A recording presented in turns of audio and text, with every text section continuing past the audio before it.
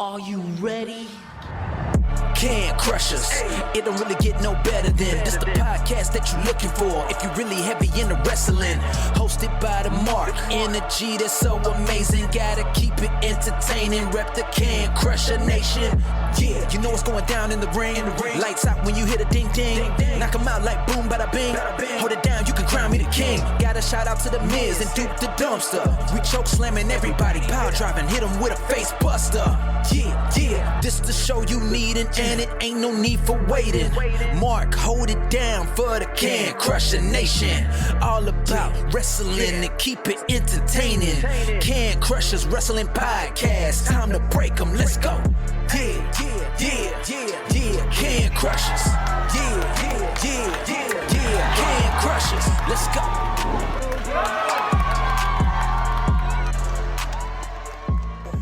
Welcome back to another Can Crushers Wrestling Podcast. I'm Mark the Mark. That's Sir Michael Jenks coming back from a hard day's work of... Where? What? Where? You're everywhere. Hello! Wow, that was boisterous. You have been bringing them. Too. You have been bringing them. I've been trying to step up my game. Good. As much as possible. Well, Tackles are loose. We're ready to go. Well, you heard last week we made fun of you. That's why you're stepping up your games. Yeah, you know, I just dismiss those make fun of things, and I step up my game. That's all it is. It's opportunities, Mark. Opportunities. That's them knocking. Who is going to answer the door? I don't know. At some point, they're going to kick down that door. That's for damn sure. But yeah. Yeah. Who will answer it? Who's going to answer the door? There's a lot going on. But Jenks, just to let you know, I don't have to go to work tomorrow. Must be nice. It is. It's Took the week fantabulous. off, I see. Well, a week off of hard labor work at the old garbage route. I am going to be working, though. Okay. Louisville Slugger is coming to, not the team, Louisville Slugger Science Center, clinics and all that is coming to Du Bois, Pennsylvania, and I'm going to be fully engulfed in clinics and hitting and pitching, not that I'm good at any of those, but I'm going to show the kids how to be better than me. No, I am kind of like the media guy, I'm going to be the radio guy, and more will be released on that by the end of this week. So... But there's all-star games, there's a kids, like a younger kids, youth tournament, and then, yeah, like the city of Du Bois is going to be hustle and bustle. It's the Keith Miller Memorial Invitational, D9, D10 all-star game, lots of baseball. And you guys have known him, he's been on the show for OVW, he's one of my best friends now, Chad Miller is the whole host of this. Next week, I'll tell you what I did. Nothing. Broadcast. And You're doing something. And what's going on. Yeah. I'm excited. So I'm giddy, actually. I'm very giddy about a week off of garbage work. I will be doing essential work, but it's in sports. So if you're doing something you love, is it ever work? Yeah. That's fair. That is fair. So sports and nerd stuff. Sports and nerd stuff. Yeah, I'm in. All in. That's a good week for you. Sidebar though, there's a caveat to this. Uh-oh. I don't know what I did to my back, man. I've been walking around like I don't know. Carrying the burrow. It's not. It really don't even start that. Kelly thinks I might have kidney stones, but it's not hurting when I pee. I can do nothing but lay flat or sit in a straight back chair, which is unbelievably uncomfortable. Yeah, I've been taking whatever I can legally and just throwing the old icy hot on the back. By the end of the night when I'm ready for bed, it may loosen up. But in the mornings, I look like I was hit by Brian Urlacher and turned inside out. There's a name in the past for you. And I can't fucking move. And it sucks. But I'm going to go play baseball all week. literally fine. be an idiot. You got to loosen up the back, not the bat. Loosen up the back. Jesus. Yeah. So I have to get up early. Talk. I have to get up early to loosen up the back to go swing the bat. Because you know, balls and bats around, Mark's playing. Oh, yeah. Look out. Oh, for sure. Yeah. You got to get the yoga in. I wonder if DDP Yoga can get here within like 3 hours of someplace. You can give it a shot. Yeah. Can't you do it? No, it's not online. It's only on video, huh? DVD. I don't know. I'm going to figure something. I'm either going to be better by next week or in a bodysuit. There's not going to be a happy medium. So when you roll up into King Crushers with a wheelchair, we'll know what's going on. Right. Basically. Right. Programming note, by the way, guys. We'll say this a couple more times. We have some already, by the way, Jenks. Get your questions in via email, cancrusher69@gmail.com. Drop them in some of our DMs on Insta, Twitter, or Facebook. Call the hotline number. We'll release that again at the end of the show. Get your Ask Can Crusher questions in. We called for action a couple weeks ago. We kind of forgot about Hell in a Cell pay-per-view, this, that, and the other, which we'll cover. But next week is Ask Can Crushers. And Jenks, there's some new twists that we were sent. Okay. Yeah, I got them. And it's not a question. There might be a fill in the blank here or there that I've never thought of those before. But Can Crusher Nation already did. So I'm excited. I'm excited too. I'm interested to see what these fill in the blank ones are. Yeah. We'll see what it is. We'll see. So that's my last couple weeks, essentially. What have you been up to? We talked about how your work was. It was work, but in life, what's going on? Work is work. Life has been pretty good. Fast paced and trying to move through. Get some goals done for the 4-year dash. Bunch of landscaping. Finally got to the mulch, so that's down. Just big boy stuff that I got to do. And niece is out of school, so she's over here for a little bit, for a week or two before she goes back for like summer programs and that. So I have her while I'm working, and I do almost have an official date that I go back into office. What? And that actually just happened Thursday or Friday this week. Yeah. So are you excited? I kind of am, because actually last week I'm sitting here like the volunteer program they have at work is still ongoing, and I'm like, I kind of feel like volunteering because I'm getting cooped up and I just feel like I need to change the scenery. And ever since I went into work in April, it's been gnawing at me a little bit that I kind of want to go back. So they told us this week that mid-July, they're going to start bringing people back. That doesn't mean I'm going back, but mid-July, they're going to start bringing people into office through early fall. So at some point in the next 3 months, like I thought, I'll be back in the office, at least on a hybrid schedule. That's good, though. There's at least a tunnel that you can see there's some light coming, which means, one, good for the company opening the doors again and, having like the walk-up traffic or whatever, continuing like that. But life in general is slowly like, I don't know this because once they did all the mandates that are gone, Ridgeway was like, all right, balls to the wall, open. And places have not been like that yet. And that's a different aspect of life that I don't know about. Yeah, to that point, Mark, there's a lot of, we actually, up here in Parts Unknown, opened a new food hall downtown that kind of really was centered around my company, because we bring in a lot of business to downtown businesses, but they opened it up before we even came back to work. So they've been kind of suffering and muddling along here, and with us being injected back into the downtown life, it's going to pick back up here, and we're going to get a lot of traction, kind of help out a lot of businesses down there that have signed up for that food hall. So I'm excited about it. I'm giddy about it. I love that we're finally getting back to normal, like you were alluding to. While it's still going to be a little, what are we going to do? And really, it's a hoteling stations at work.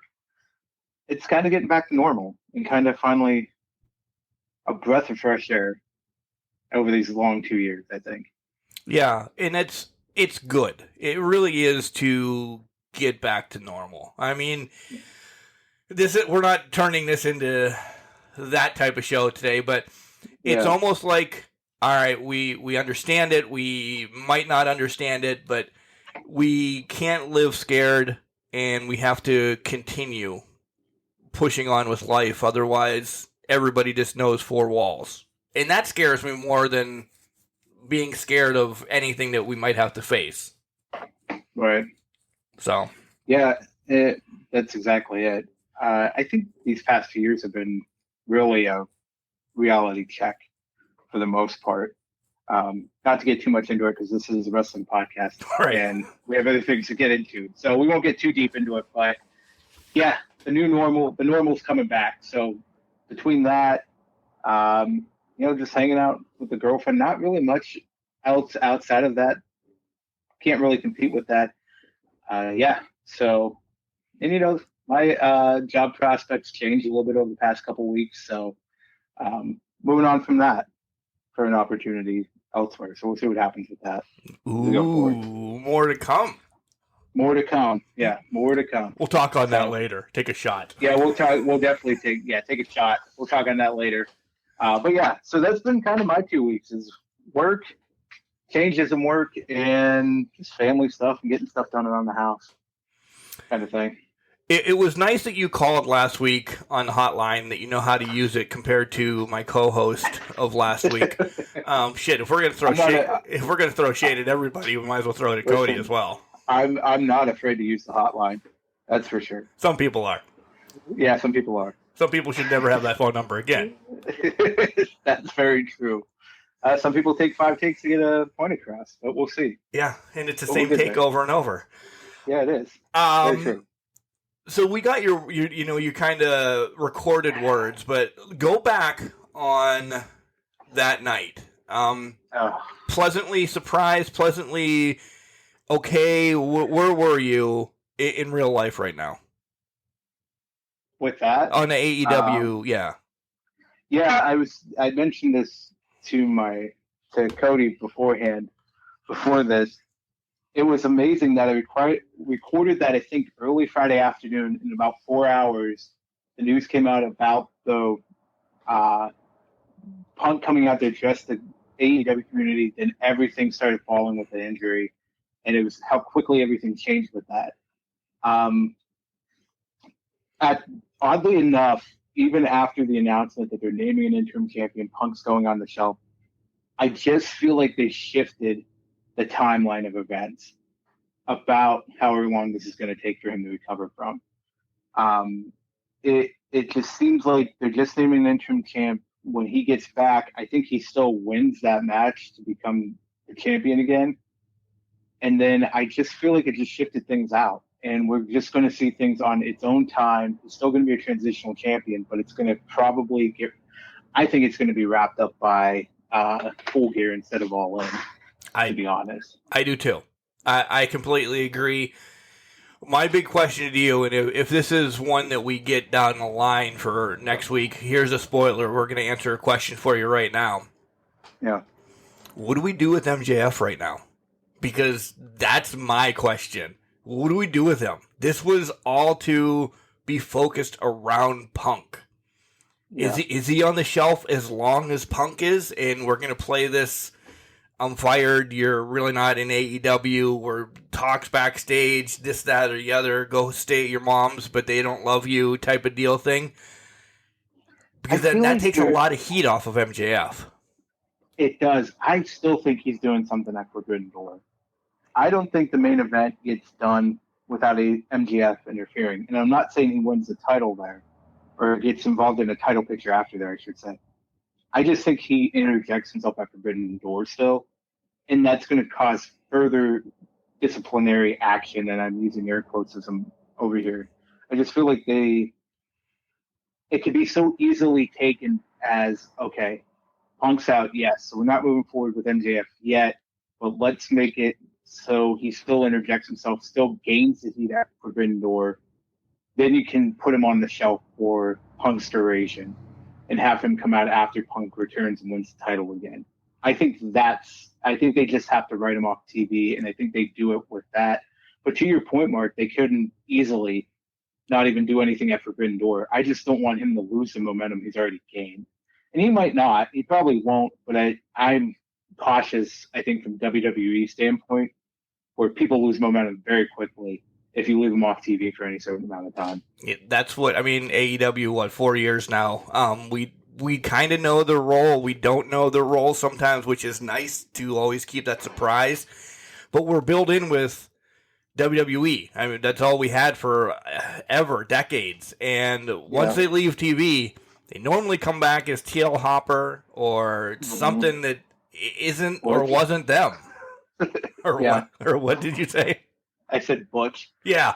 and it loses stuff. So that's what, that's essentially the hierarchy that we watch. And we're like, shit, this can't happen to MJF. Yeah. And I'm hoping it doesn't. I don't think it will, because I think, to our points before, AEW has done a lot better job really building characters and building individuals. And I think MJF is above and beyond his own league. Oh, yeah. At this point. So I don't think he'll lose too much steam from it. One other thing I want to talk about before we'll dive into Hell in a Cell, the pay-per-view, here in one hot second, unless Jenks has a breaking news as well. My big thing is I've been reading a lot lately. Dirt sheets, this, that, and the other, not books or anything. Come on, I'm not. I was going to say congratulations. Yeah, not that. I'm not trying to get 400 books by the time I'm 40 or 50 or anything. Come on, Mark. Yeah, come on. I'll try to read 400 dirt sheets or something like that. Okay. But one that I actually, I was listening to Vince Russo. So many people could say, "Oh, Jesus Christ, Mark," but he makes a point. On his podcast and in the story I read, Forbidden Door, okay? They're bringing a lot of people over from New Japan and AEW. We all know how that's going to work. There's some wrestlers that even AEW people, who they know lots, by the way, don't know. I think everybody's excited for Forbidden Door, but there's a casual fan that doesn't know shit about New Japan. So do they buy this now? I'm playing devil's advocate. This is an AEW production. I don't care what anybody says. Yes, they're working together, but this is an AEW production. Continue their storylines as well in it. But there's going to be some people that, and if you don't know who Okada is, or if you don't know who Jay White, I mean, get out of under the rock. But some people don't know who Aussie Open is. Some people might not have known who Will Ospreay is, which, again, is this going to be complete nerds like us? Or is a casual fan going to say, I'll spend $50 to see what the hell they're doing, or I'll spend I don't know how much a ticket is, $150, $300, whatever, and go to this in Chicago? Is this too big for them to be doing right now? And then I'll actually give you my thoughts. But it's a great point by Russo. It is. He doesn't have many. I'll say that. He doesn't. This is a great point. And I always go back to, for me, like, I know New Japan, and not great. I don't know it well. I know big players like Tanahashi, Okada, Ospreay. But there's some people that I don't know. But what I think, to your point, what needs to happen, Mark, is those casual AEW fans that love wrestling, but only US-based wrestling, they almost need a crash course or some sort of, hey, here's a quick vignette about Aussie Open. Here's a quick vignette about Tanahashi. Here's one about Okada. Here's one about Aussie Open. I think it would do wonders for them to do that, or even release something. This is something, I mean, I haven't been on AEW.com in a while, but they couldn't even release things on AEW.com, use their social media to link back to it, to get hits and say, hey, here's a quick overhead of these people that are coming and are wrestling at our show at Forbidden Door. Because you're right, this is an AEW production. I think they can do so many things to educate the public, but I think they're relying too much on the wrestling business inside and out, because you can't. To me, a lot of people watching wrestling in America are like MJF called it out in his pipe bomb. They don't know who New Japan people are. He's not a New Japan mark. So a lot of people aren't that. They don't know what New Japan is, and they don't know what it brings to it. They didn't know when Jericho showed up there at that point, and faced Omega, and then it grew out of that. So I think there's opportunities there to kind of help them establish business. But to your point, Vince Russo was right. Not a lot of people know who these New Japan wrestlers are. My thoughts, Jenks, is you have the big names. You have the Punks. You have, the list of AEW stars that you've now come accustomed to, okay? Yeah. This is just like when AEW started. A wrestling fan should be fully engulfed or all in on this pay-per-view, because you knew Cody Rhodes. You knew of the Young Bucks. You knew of Moxley. I mean, you knew these names. You took a shot on that you'd love Jungle Boy or you'd love Luchasaurus, unless you saw, when he was watching, what the hell was that on Netflix? Damn it, Underground. Yeah. Lucha Underground. Lucha Underground. Yeah. Or, some of these other names that are now big players. A lot of people didn't watch MLW. A lot of people didn't watch that. Now you have the hottest thing of MJF. I mean, you took a shot on AEW, knowing that this was going to be a brand and this was going to be something. I'm telling you right now, if you don't know anybody but Okada and Jay White and Tanahashi, and those are three names that should sell it itself. It should. Yeah. Watch it. You might find out that Aussie Open is your favorite just because of what they do in the ring or their attitudes or something like that. It's just like going to an indie show. And I'm not saying production-wise or anything like that, but you're going to Saskatchewan to watch Jenks' wrestling experience, okay? Boom. You don't know who the hell is going to be on the show, but you might find that the Mooch Man is now your favorite guy in the world because he resonates with you. Do it. You first of all, you're not going to be disappointed. You know the big players of everybody that, Adam Cole and Punk and da-da-da-da-da. So if you're just casual, spend the money. You will not be disappointed. You will not be disappointed. Don't listen to idiots that are going to say this is going to flop. This is not going to flop. Tony Khan would not let this flop. And I think a lot comes out of this. And we have a couple weeks before we can dive into it, and matches are, what is the word I'm going to say? Reviewable or talk aboutable or announced is the word. Holy Christ, I have not drank. I was just letting you go. You should. It's almost like I was having a seizure over here. We'll review it. We'll do all of that. But spend your money. You're not going to be disappointed. Casual fan or not, first time into wrestling, maybe this is what you show your girlfriend to see what she thinks. Yeah.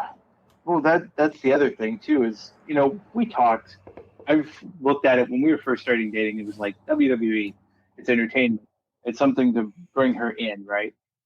I feel like this might just engross her more and make her more interested, because it's what pro wrestling is. It's what we grew up, what we love. Yeah. Let's go back. I mean, this is why we get into the business, is you're seeing New Japan and you're seeing AEW. They do things that made us fall in love with it when we were younger. That's why we're ingrained with it now. It's just perfect example of what we fell in love with when we were younger. So I agree. There's not a miss on this card, and there's been one match announced, and it's not happening now. Right. Unless I missed there was another match. But right now, it's not going to miss. None of these matches are going to miss, no matter if they do a 20-man tag or just two guys going at it. They're only going to put on the best. Mark, to your point, This is going to be the perfect opportunity for people to embrace it and love it. And I think it's just going to be good. It's going to be a really good show. And if you're going to miss it just because, oh, I don't know the people, you're doing yourself a disservice. Yeah, shame on you. And shame on you. And you're basically just limiting yourself and really closing yourself off to a new experience of professional wrestling, even though it reminds us of the past.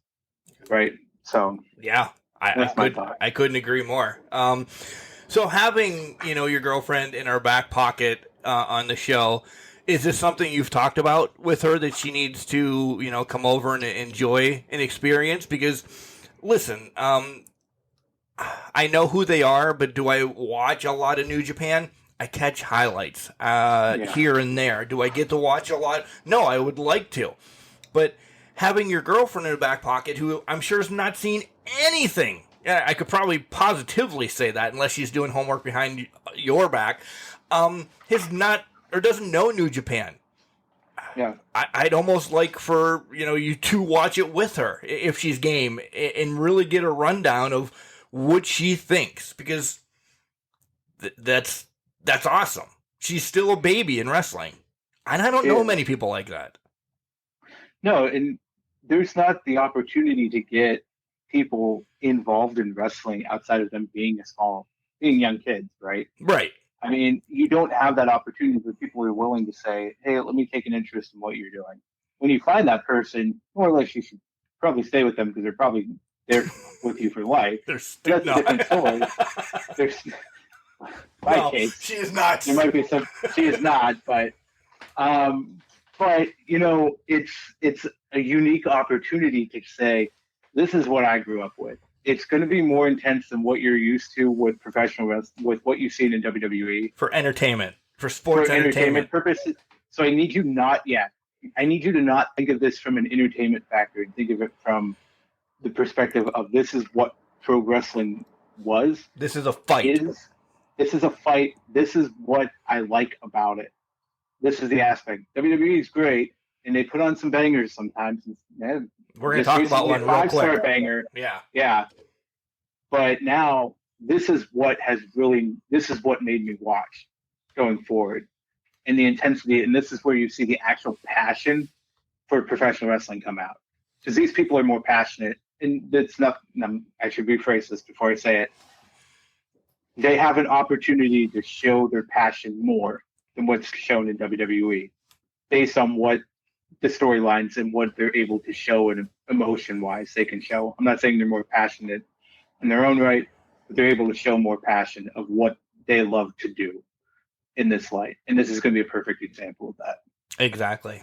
All right. Do you have anything before we dive in hell? The cell? Let's go to hell. Let's go to hell. In a cell. So we didn't do predictions last week because Cody was on, and we ran longer than I thought me and Cody were, that I was even going to think about putting some of my predictions in. But I'm glad I didn't, because Jenks, I would have went perfect as well. By the way, you are still on the hump for the 6-pack, even though we tied in the AEW thing. So it was a time limit draw. Title stays with the champion. I don't like this booking. Who do I talk to? Me. Do I need to get Smart Mark in here? Me. You have to talk to me. Smart Mark Sterling. Yeah. I'm getting Smart Mark Sterling in here. All right. Bullshit. Hell in the Cell. First match was great. Last match was 5 stars. But let's get to that. Jenks, you watched it? You're good? I'm good. All right. Asuka, Becky, and Bianca for the Raw title. I didn't like the start. And I didn't like, but I'll say I still love the match. I didn't like where it was essentially a one-on-one most of the match with somebody taking a nap outside or whatever. That's why I'm not a big triple threat type of guy, because it just happens too much. But the story itself of each one trying to screw the other one over, essentially, and getting a cheap win, it told more about Belair than it did Becky for me. So, because we knew Becky was that way. You didn't think And of course, that's the way Belair won. You didn't think the Belair would go to those tactics, and she did. So that I was like, oh, are we going to get a heel turn? Because these are subtle things that the WWE does. It might not be until next WrestleMania, but I think just that little bit of Belair stealing the win, you saw something in her. It was a banger of a match. Even when somebody was sleeping on the outside, the two women inside it the whole time, shit was going down the whole time in this match. Yeah. To me, I think this heel turn's coming sooner rather than later, but you're right, because I think it showed Bianca's willing to do whatever it takes to win the match, which is important because you don't see that a lot in baby faces, if you will. If you will. They don't throw somebody out of the way, throw somebody out of the ring to steal the victory. I'm just surprised, although now, at first I was initially surprised that Asuka took the pin.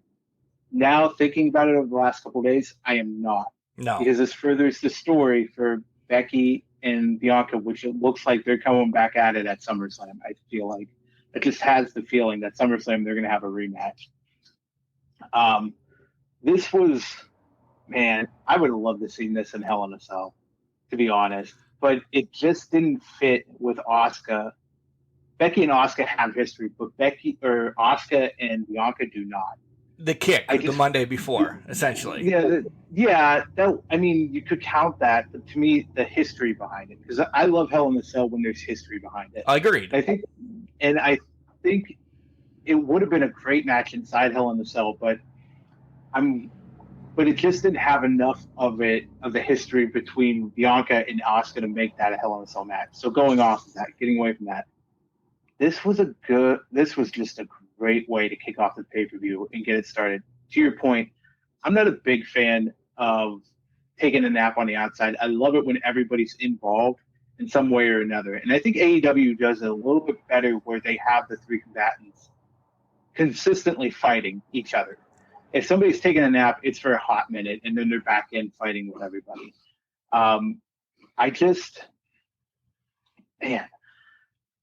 I don't know what it was about this match. It was great. It just felt like it didn't have one thing to it. I don't know what that thing was. And that may sound odd to a lot of people, but to me, it was just missing some element that I'm not sure what it was. I see that. It was weird. You could say a championship was a stipulation or something like that, but maybe a stipulation. I don't know. I'm making this up actually on the spot. The loser doesn't get another shot for a couple pay-per-views or something like that, because essentially people love Asuka. Everybody loves Asuka. She's a great worker.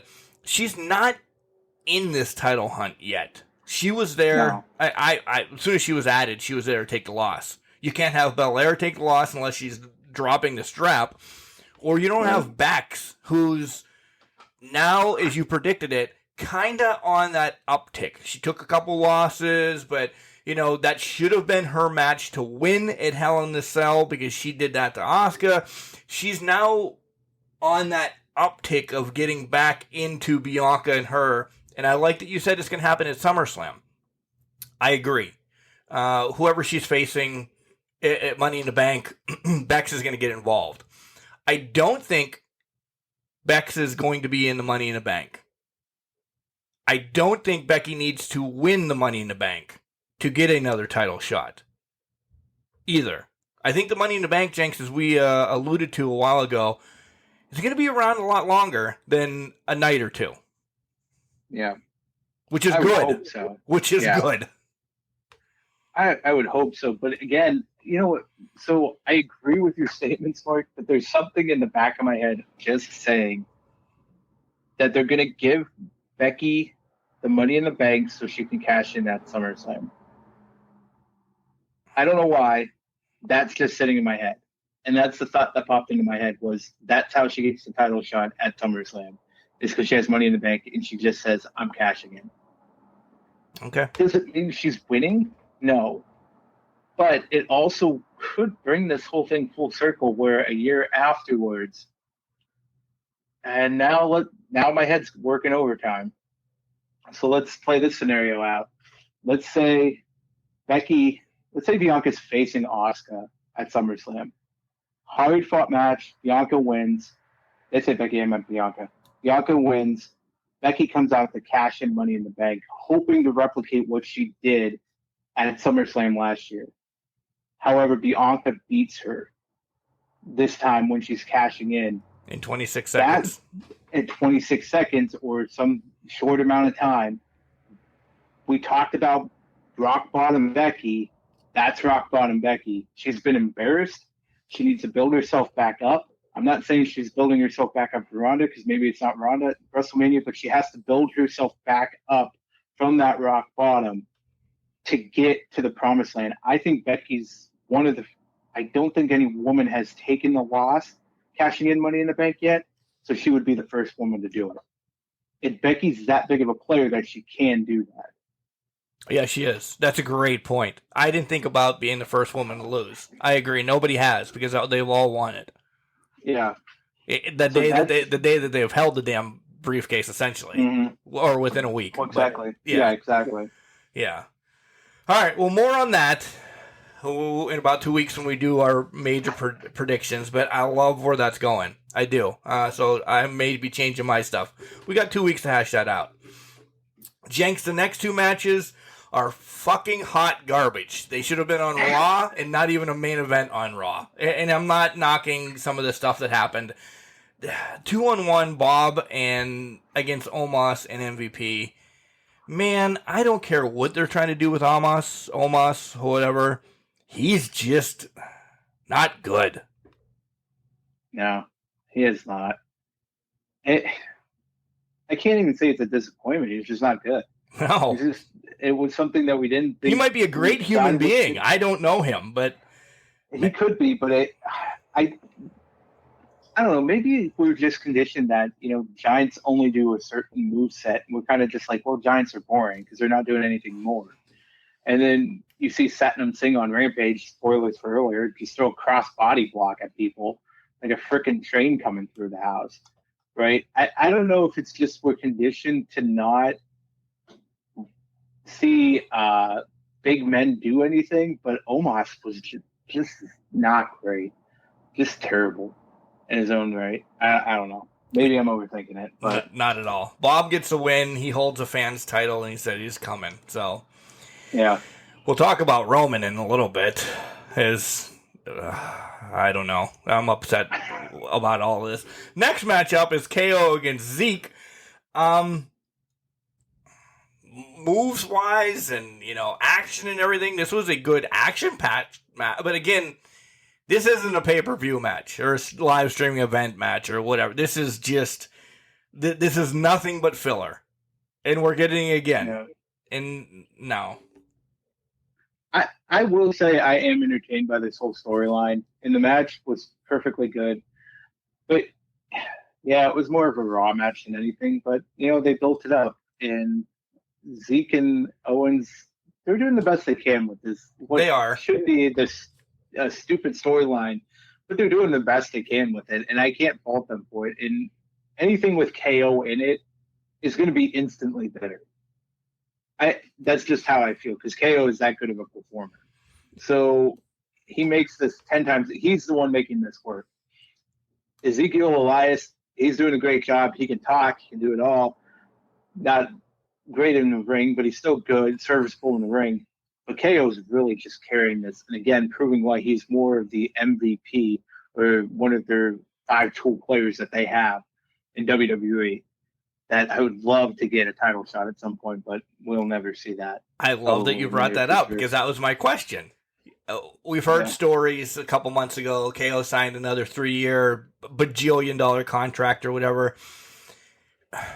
Usually, when you sign somebody like that, there's titles wrapped around them. There's going to be a big play or something.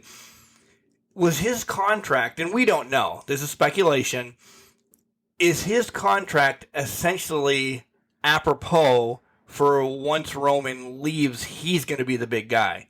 Because as of right now, we love him. Everybody loves KO. He hasn't done anything since Austin, and that's Mania. That's how many? Yeah. That's what, 3 months ago. He's been engulfed into this, and where's he go next? I don't know if he can jump right into and be taken serious a Roman storyline. And it's not set up that way either. Christ, there's 6 months of bloodline stuff yet to go through. Yeah. With Riddle and everybody else.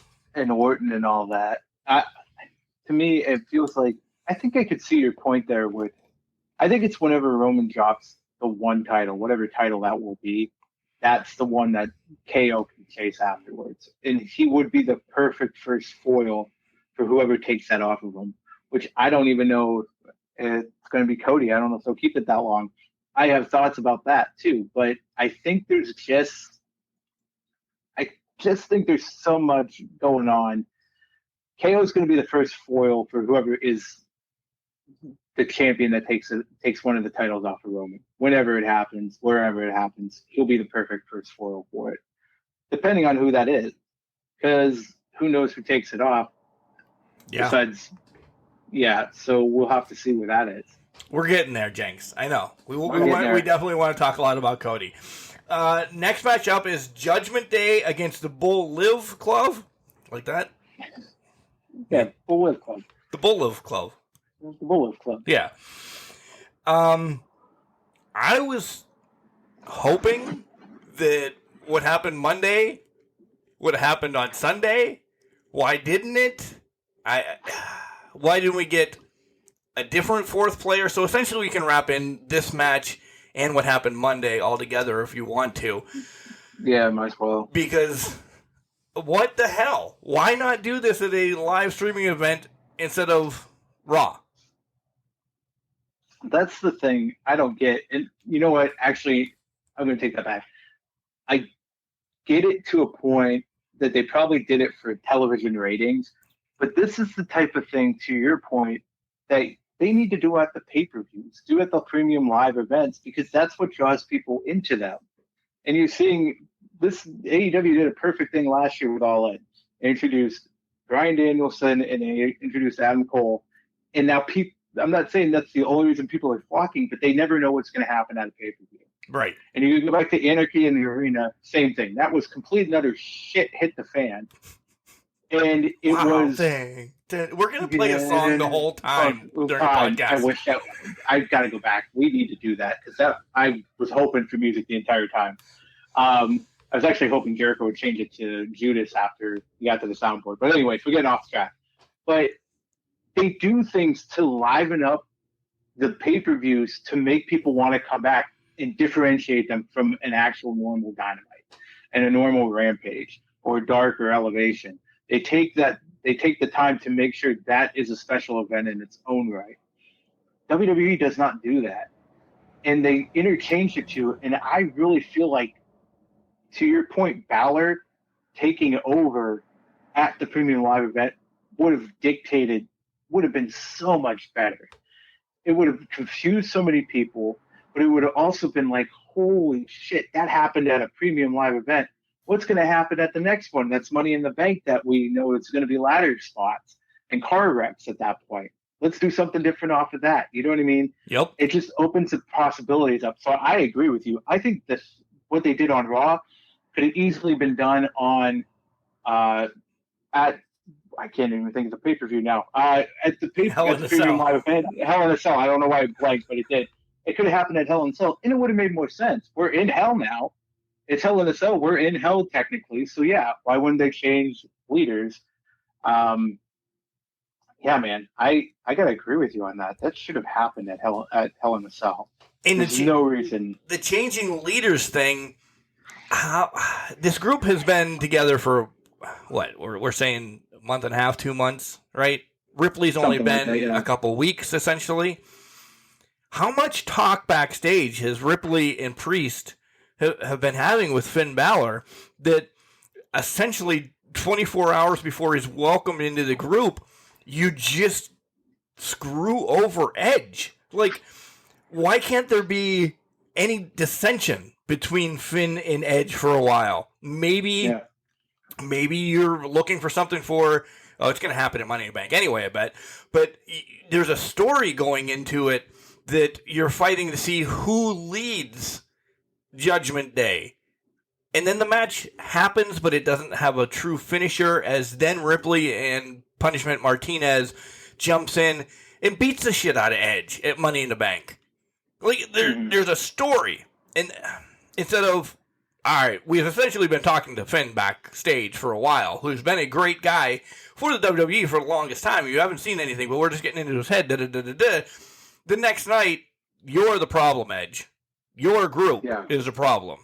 So now it's the Bullet Finn Club, or whatever the hell we're going to call it. Yeah. Still staying with it. Yeah. Still staying with Judgment Day.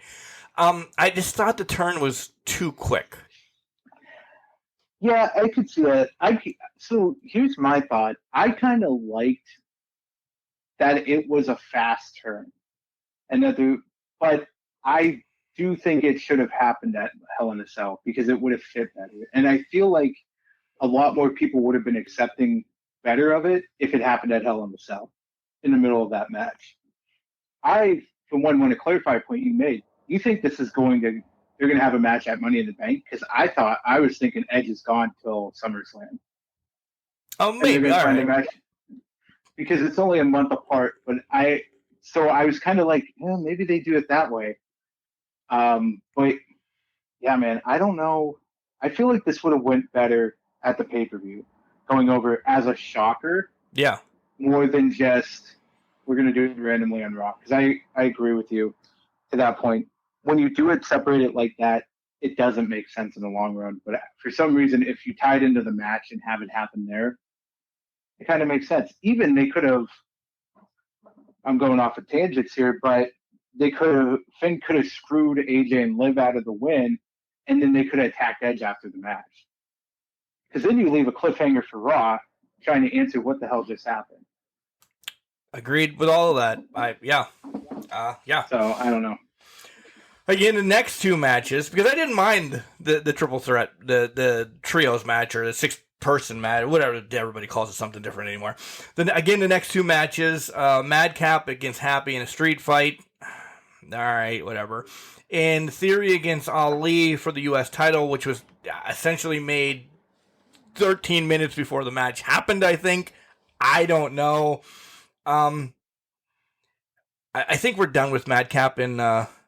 what the hell is his name? Happy now? I hope we're getting back a broken-ass Corbin or even Wolfman or whatever. Bum-ass Corbin. Yeah. We're going with what Pat McAfee calls him. Bum-ass Corbin needs to come back. Yeah.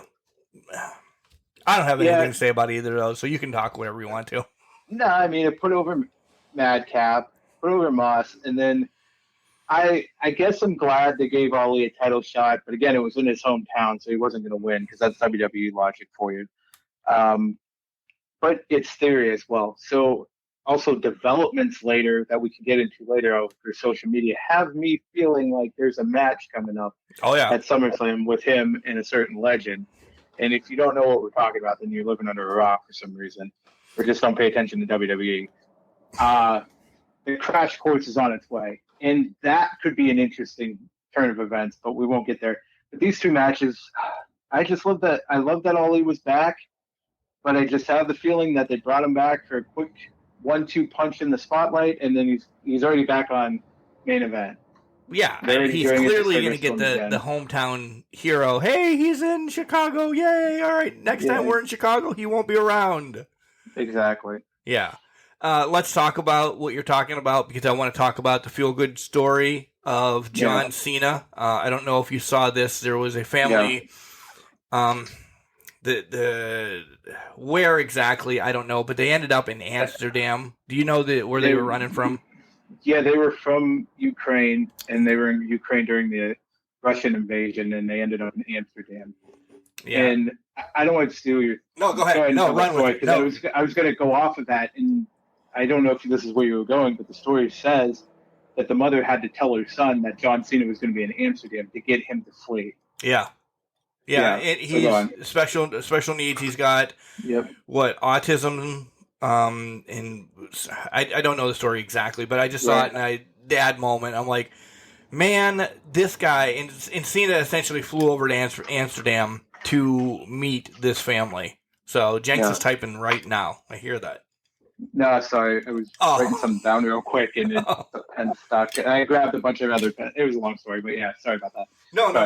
I thought you were typing. What would have helped my story? Again, I don't write shit down anymore. I just see it, and I'm like, yeah. Shout outs for John Cena doing that. That's unbelievable. Gave the kid a ton of stuff. Got to meet his hero. He's a nonverbal child with special needs. Cena, once again, this is why he's fucking epic. And he's, love or hate him in the ring, as a human being, he's awesome. He's fantastic. So I did look it up. The kid, he's 19-year-old who has Down syndrome and he's unable to speak right now. But his mother had to tell her that John Cena was there. John Cena is just an amazing human. Yeah. In his own right. I haven't heard anything bad about Cena, to be honest. And this was another reason why John Cena's up and above one of the best people around. Just helping young people out, doing these, not even Make-A-Wish, which I think he holds the record for it still, at like 650 Make-A-Wishes, but just doing this with kids is just unreal. Just because he heard of it. Yeah. Just because he heard of that, it was unreal for him, and he wanted to take advantage of that, and he wanted to go over there and just meet this kid because that's the type of person he is. All right. So last Sunday about this time, we get the news. Cody ripped the pec. Cody then comes on social media and says, "I'm still going to be there tonight. We're still going to have a match." I am in Mark mode. Man, what is this going to be? The cell's not even going to come down. This is going to be a rough match. Maybe KO comes out and helps Seth jump him because they're best friends. This is going to lead to something down the line.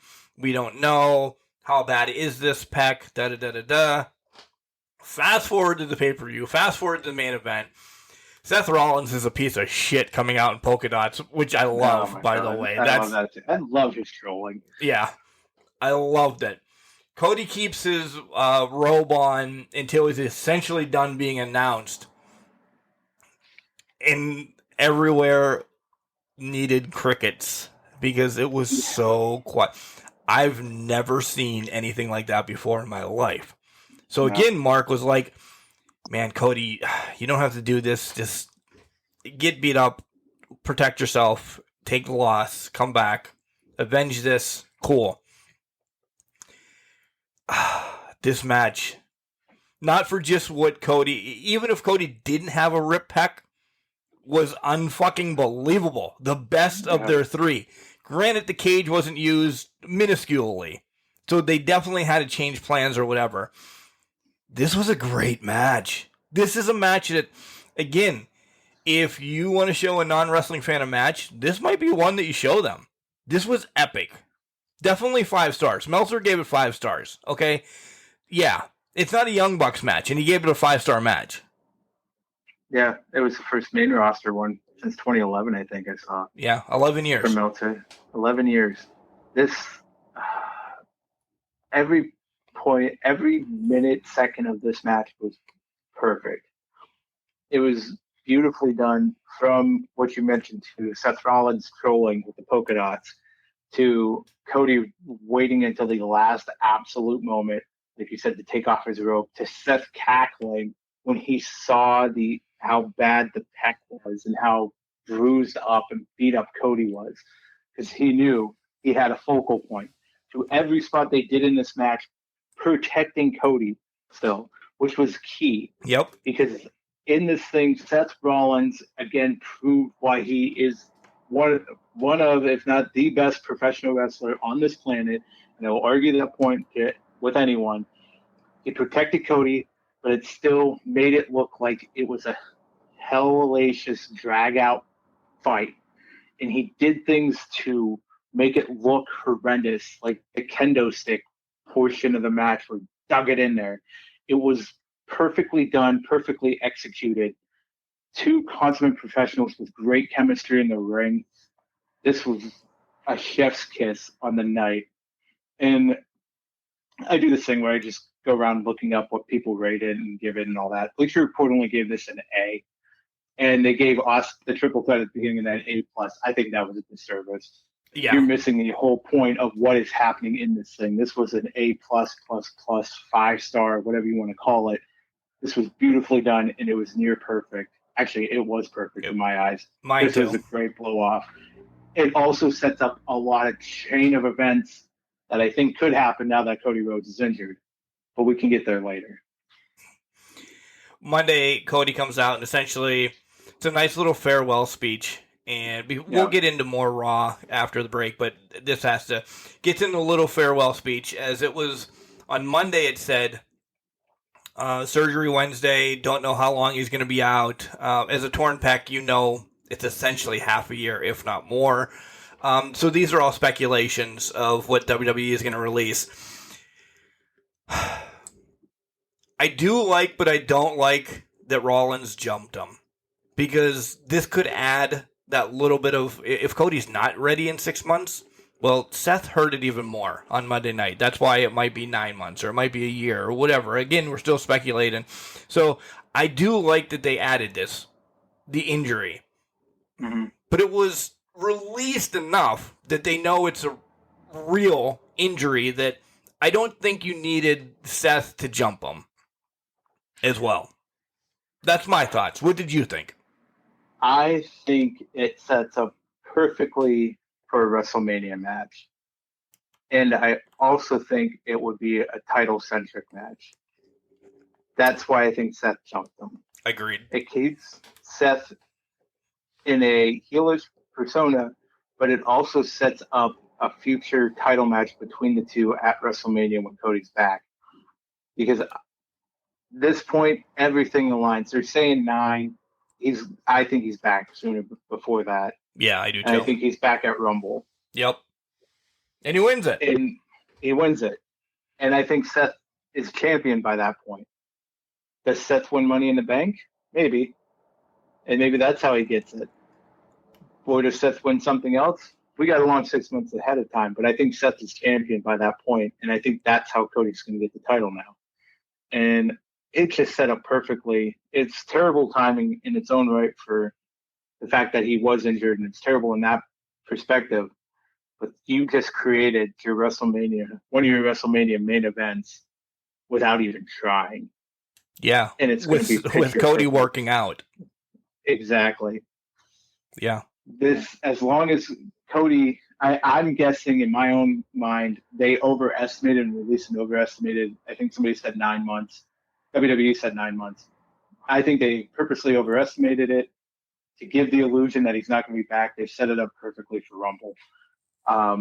So I think, yes, I think this was absolutely needed to continue to leave it hanging, especially after they did the whole Seth shook his hand, told him that Dream would be proud of him.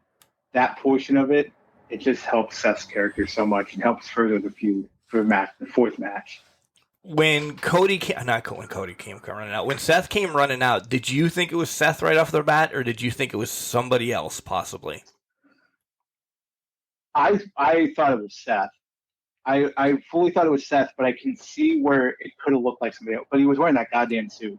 Right. That it kind of it gave it away that it was Seth. But I also had the feeling when he was walking at the ramp, because they were doing that thing that they do where they kind of meander about and kind of drag on that ramp thing a little bit too long, that I thought somebody was coming out. Did I necessarily think it was Seth before Seth came out? No, not at that point. But when I saw Seth, I knew it was Seth when he came out of that curtain. People speculated all week that was going to be the return of The Fiend. They thought maybe Sunday. They thought, well, this is a perfect time to set up maybe something down the line, have The Fiend beat the hell out of Cody. Guys, I don't see The Fiend coming back to definitely WWE anytime soon.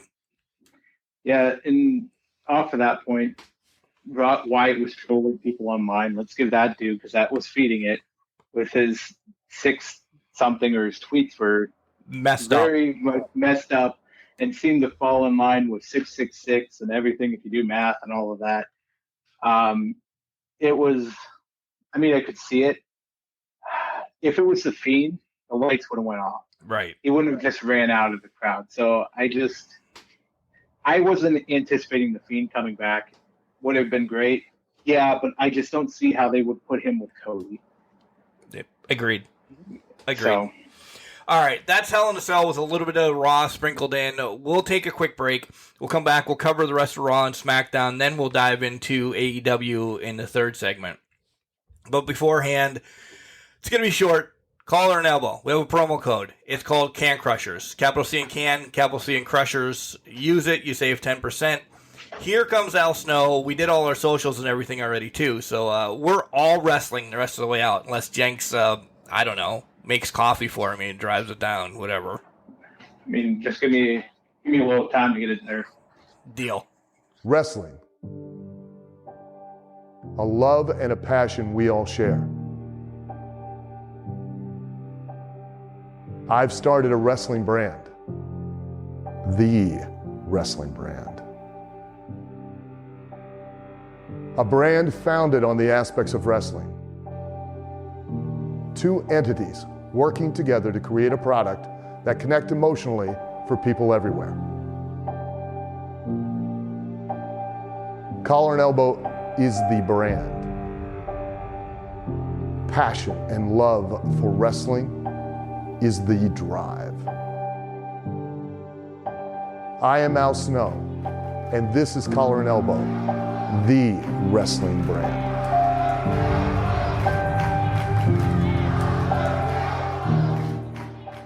Brothers and sisters of the congregation, it's your boy, Brother Greatness, on this beautiful Sunday, Lord's Day.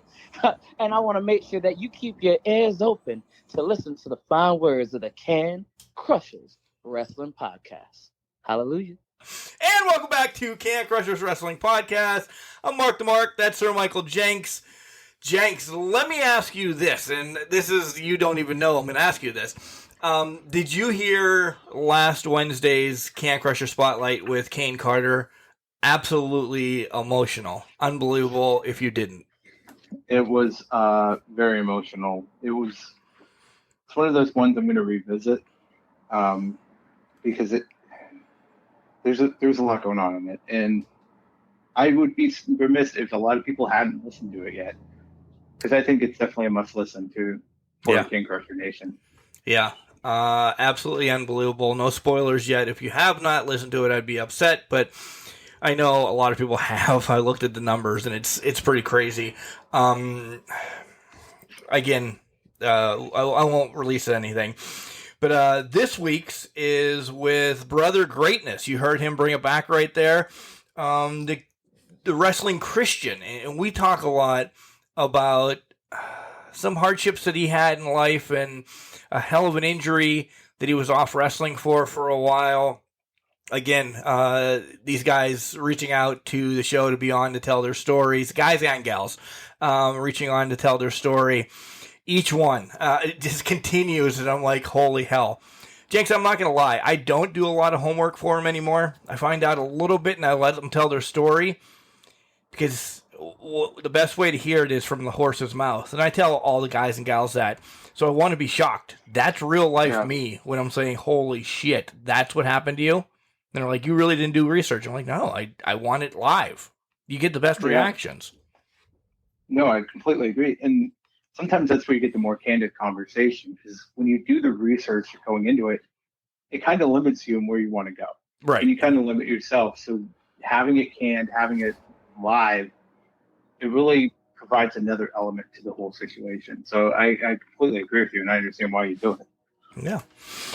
All right, shifting gears to Raw. We talked a lot about the Cody and Seth stuff, so we don't have to bring that back up. So essentially, we're shifting up to about 45 minutes into the story, into the show, I mean.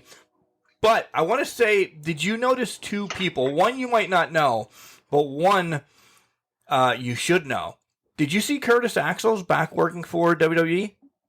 I did see Curtis Axel, the Axeman, the man that was never eliminated from the Royal Rumble until the next year. Right. Was back. I did not realize he was back as an agent. I didn't either. I'm happy for him. And I've always been one. I loved Curtis Axel as a wrestler. I just wish he would have gotten more of a push. It's because I essentially love his father and his grandfather and everything. I mean, I wish he would have gotten a little bit more because I think there's something in his tank yet. But at least he's back to doing stuff that he loves. Yeah. And the other one's the independent guy. Mambo Italiano was the only person when Cody got hurt wearing the black polo with WWE on it. Oh, okay. Yeah. Local guy, if you don't know him. Hey, he's been all I don't know him. I'll admit I did not know him, but that's amazing. Yeah. Sorry, I cut you off and you were going to say something about Curtis. No, you're good. No, you covered it. I got nothing else on Curtis. Okay. I love that he's back with the company, and I know he's only going to be a backstage producer, but I think that's a good thing. Yeah. Becky takes on Dana Brooke. Thank God Asuka came out and screwed Becky over, because did anybody want to see Becky Lynch as a 24/7 champion? I kind of did. Did you really? Here's my thought. No. Okay. Go ahead. Here it is. When the whole chaos came out, like, they're going to really do this, and then I'm sitting here thinking, put the 24/7 title on Becky and just have her pop people backstage. I think if she was still the man gimmick, that would have been a perfect title to give her and just have her, like, beat people up backstage left and right. I don't know why. Honestly, I don't have a good reason for this. I just wanted the chaos of Becky Lynch having the 24/7 title because I feel like it instantly lifts the title to a different... You think?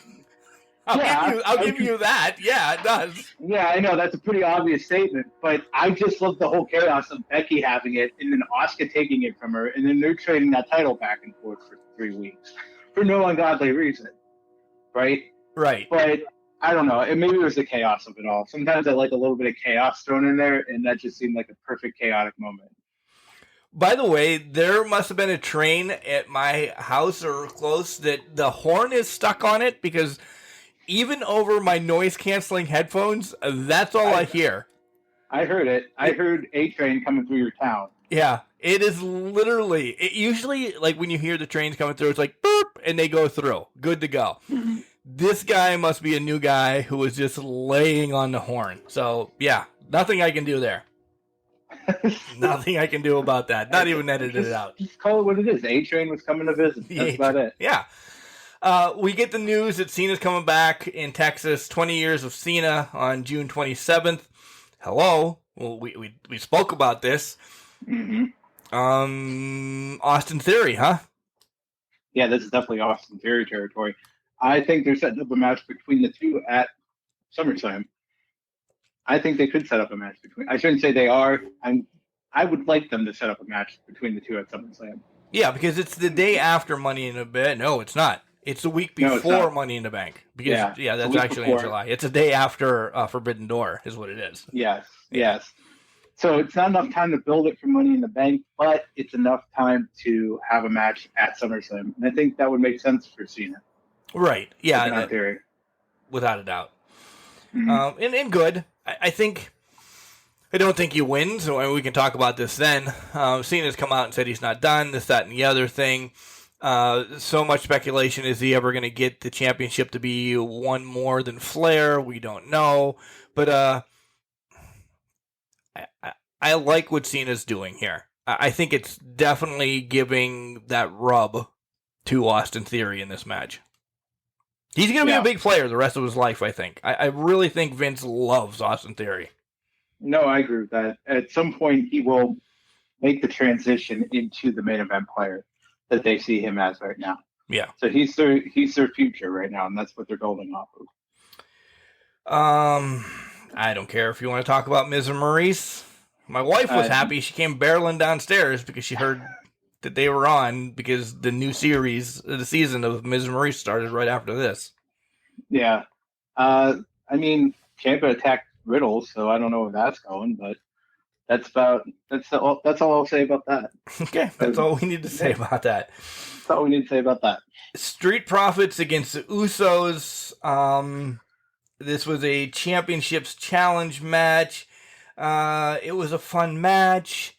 Essentially, I knew going into this, the Usos need somebody to defend the titles against, since we have only one other tag team on the roster, and that's Alpha Academy. Yeah. Yeah. The Street Profits are going to be the ones that take one of the titles, I think, off of the Usos. I just think this is a long story. Because with Roman out, what the hell do the Usos do? That's it.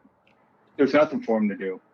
They're basically just carrying belts and that. I don't even know where to go with that.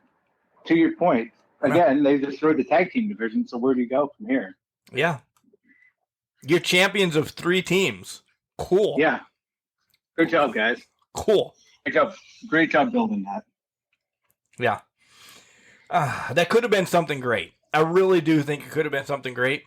But let's pause here for a minute and talk about Roman. Roman was supposed to be at Money in the Bank. Now Roman's not going to be Money in the Bank.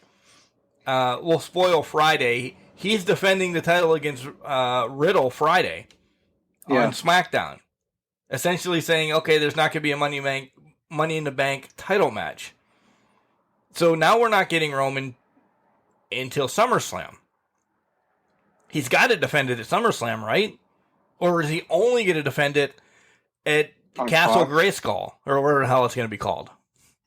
Oh, or Clash in the Castle, or whatever that is. Yeah. Honestly, at this point, I think he's only defending the title on Fox. They're booking a title fight between him and Riddle on Fox, which is great, I guess. The title needs to be defended, but I think if Fox is playing their cards, they're like, we're pissed.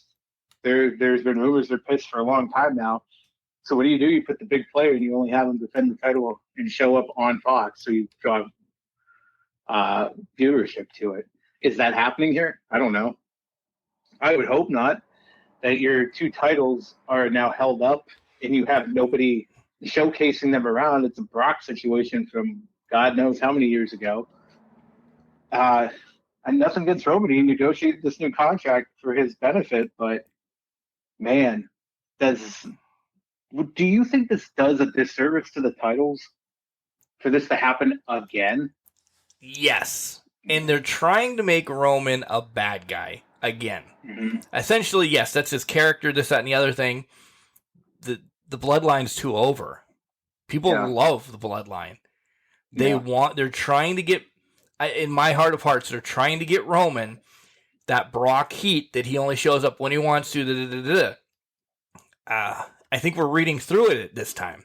We don't care. So he's off TV. They're trying to get the casual fan, not the me and you guy, to be mad when Roman shows up.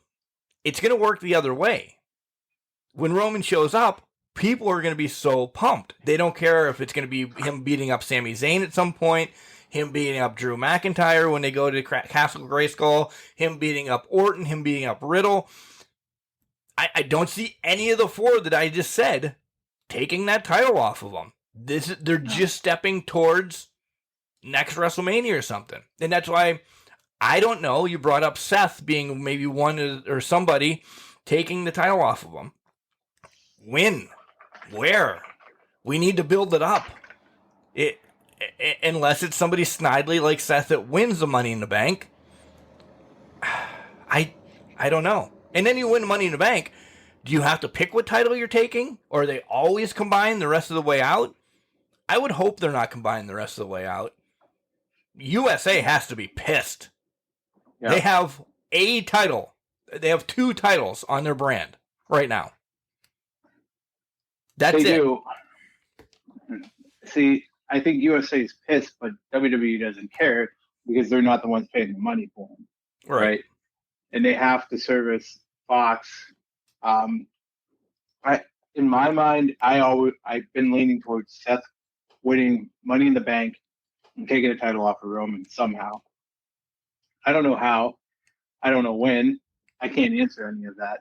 It has to be some sort of chaotic event, which is probably going to be the Clash at the Castle, whatever. Drew's going to beat that. Let's be honest, it's probably going to be Drew versus Roman. Yeah, clearly. It's built for Drew to be challenging at that pay-per-view.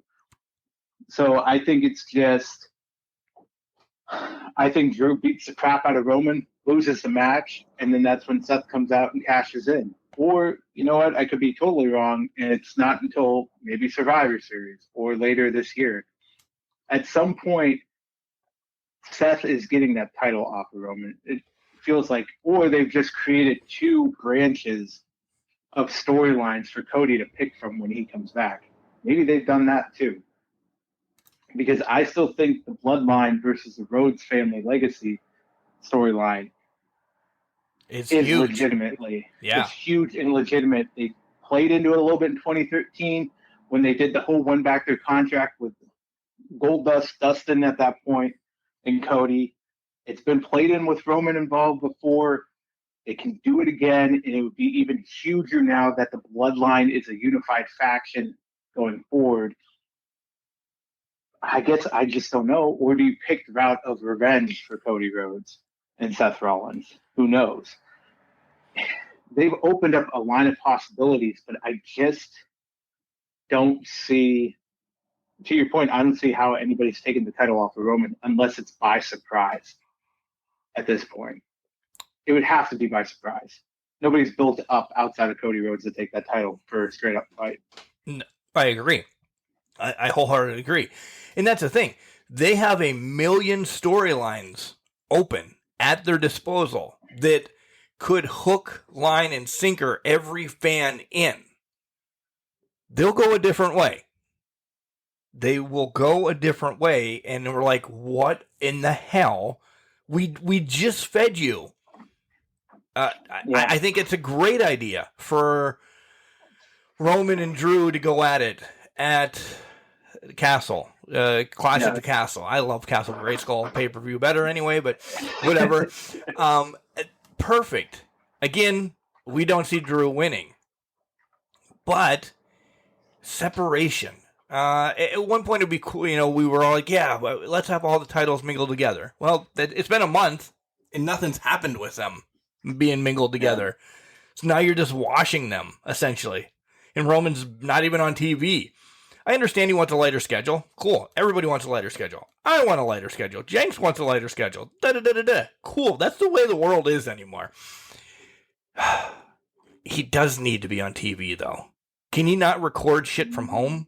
Zoom him in. Because you just need... He's the face of WWE. I understand. Yeah. And you don't have anybody else build up yet. Cody was real close. Cody may be it again. KO is awesome. Drew's carried it a while during the pandemic. That's all been washed. Yeah. You need the face to be around a little bit. He's not. He's not at all. I'm looking at their schedule from last year. So this was released by WWE last year, of what their schedule is. And they've hit all the dates. But what's interesting about this is after Clash at the Castle or whatever it is. Castle Grayskull. Castle Grayskull. They don't have another event scheduled until Survivor Series in November, the end of November. There's not another premium live event. So I'm assuming, oh, here we go. There is one, but it's going to be in Saudi. So it would be the October one in Saudi. So that's when Shawn Michaels is going to wrestle. Goldberg's going to come back again. Yeah. Maybe Bob Orton will fight his son. Whatever the Prince wants. Roman's going to fight at Saudi. He's got to, you would think. Yeah, they want Roman at Saudi Arabia. So, really, I think I really don't think we're going to see Roman that. I think we see him once or twice in the build-up to SummerSlam, and we see him once or twice in the build-up to Castle Grayskull. Yes, you finally committed to it. Thank you. I committed to it. Yeah, you're welcome. I just don't. And if that's the case, Mark, let me ask you this. Is this the sign that Roman is moving away from WWE? Yes. Yeah, I think, I don't know if we talked about this online during the podcast or if the three of us kind of passed some stuff around from Reddit or whatever. But yes. Yeah, he clearly is. See you later. This may be his last contract, and we don't know how long it is. 3 years, whatever. He's going to start getting weaned out. He wants to make movies. He wants to do cool action hero stuff. He wants to be just like his cousin. Yeah. And he could do it. Yeah. I mean, yeah, he's a great actor. Sorry, I just put candy in my mouth. No, you're fine. But it is, we'll see what happens. But I think you're right. I agree with you. This is definitely his last leg of the WWE journey. Yep. Omos with MVP takes on Cedric. Who cares? Otis against Zeke. The match itself, whatever. But this is where we're getting KO coming back out. Zeke said he was Elias, but then he said he lied. Yeah. To get the match. What is the end game to this? What are we going to get out of this end game? I hope it includes Damian Sandow pretending to be Elias. That's just a joke for me, but I would love that, by the way. I think that would be hilarious, but I don't know what the end game is. I can't answer that. Do they have one? I have no idea. I don't think there is one at this point. I think it's just, we have a guy that's Ezekiel Elias type thing. I don't know. I don't think there's an end goal. They were just doing this to see how long it was going, and I think they basically just booked themselves into a corner type deal. Yeah. Bliss, Ripley, Doudrop, and Liv. The winner takes on Bianca at Money in the Bank. Does Ripley get her title? That's a prediction. You don't have to answer it. That was kind of just a thought for people because we will make, and a lot can happen in the next couple of weeks, but it seems Judgment Day is going to be a big player. Something needs to be with them, right? Yeah. Yeah. No, I agree. She could definitely be she could definitely take the title off of Bianca. I just don't think the timing allows that for it. Exactly. Especially if they're building up for Bianca and Becky. If this was after SummerSlam, I think she would take the title off of Bianca. Yep. But it's not. It's so. I think this is perfect, where you essentially give Bianca some time off, and then Bex defends against Ripley first. And then we bring Bianca back in down the line again for a rematch or something. Because Bianca's been carrying the women's division. Yeah. So, you see every time somebody loses a title, they sometimes get a couple weeks off or something. So. Right. I really want to say, and I'm really hoping Rhea gets the title at some point this year. Because I think they could build in a great storyline to have a WrestleMania moment with Liv Morgan involved. But I don't know if that's going to happen. And every time we try to cheer Liv, she doesn't get what we think she deserves. Nothing. Yeah. Nothing. She is so over, by the way. Oh, she is. In that trios match, 6-person match, whatever, like they were going apeshit crazy when she got some moves on Ripley. Yeah. And that's saying a lot in that trios match. She's teaming with Finn and AJ. Yeah. And she's getting big pops. That says a lot for her, Liv. Yeah. So. All right, shifting gears to SmackDown. Money in the Bank qualifier, you get Drew against Sheamus. Jenks, when this went off the air, I didn't understand what the hell was going on. Not SmackDown in general, but just this match. They beat the shit out of each other. I thought they were going to say Drew won to put him into Money in the Bank, maybe to capitalize to get to Roman at Castle Grayskull or whatever. They come back, they're still fighting. Then they announce nobody won. Now they both won another match. This was too much. Cole and Pat couldn't describe it because they didn't know either. It was so confusing. I honestly don't know what the hell they were trying to accomplish with this. To me, if you're trying to reestablish Sheamus as a threat, the man's a former world champion. There's clout on his name. Let's be honest. He's a threat in his own right. I don't understand why they had to be like, no one wins. Right. Yeah. It seemed like they were writing the show as the match was occurring, or at least writing this match as the fucking thing was going on. That's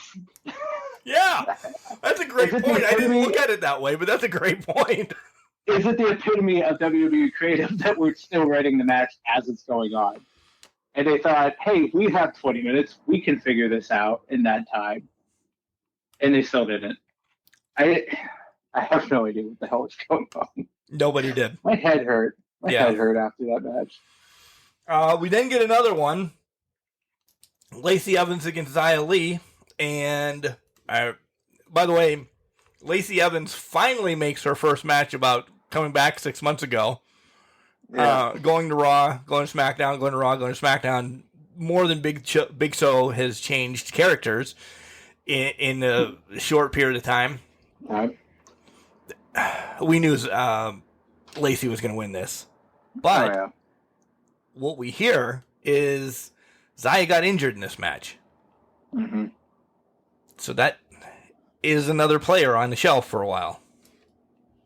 And that is something they could not afford. No. Not at all. Not in this women's division. No. Charlotte, we don't know when Charlotte's coming back. I bet you sooner than later. Essentially. I bet you sooner than later. Maybe sooner than she was sooner thinking about coming back. But she's needed because Ronda against Nat doesn't get me to buy a pay-per-view or even watch a streaming live service. No.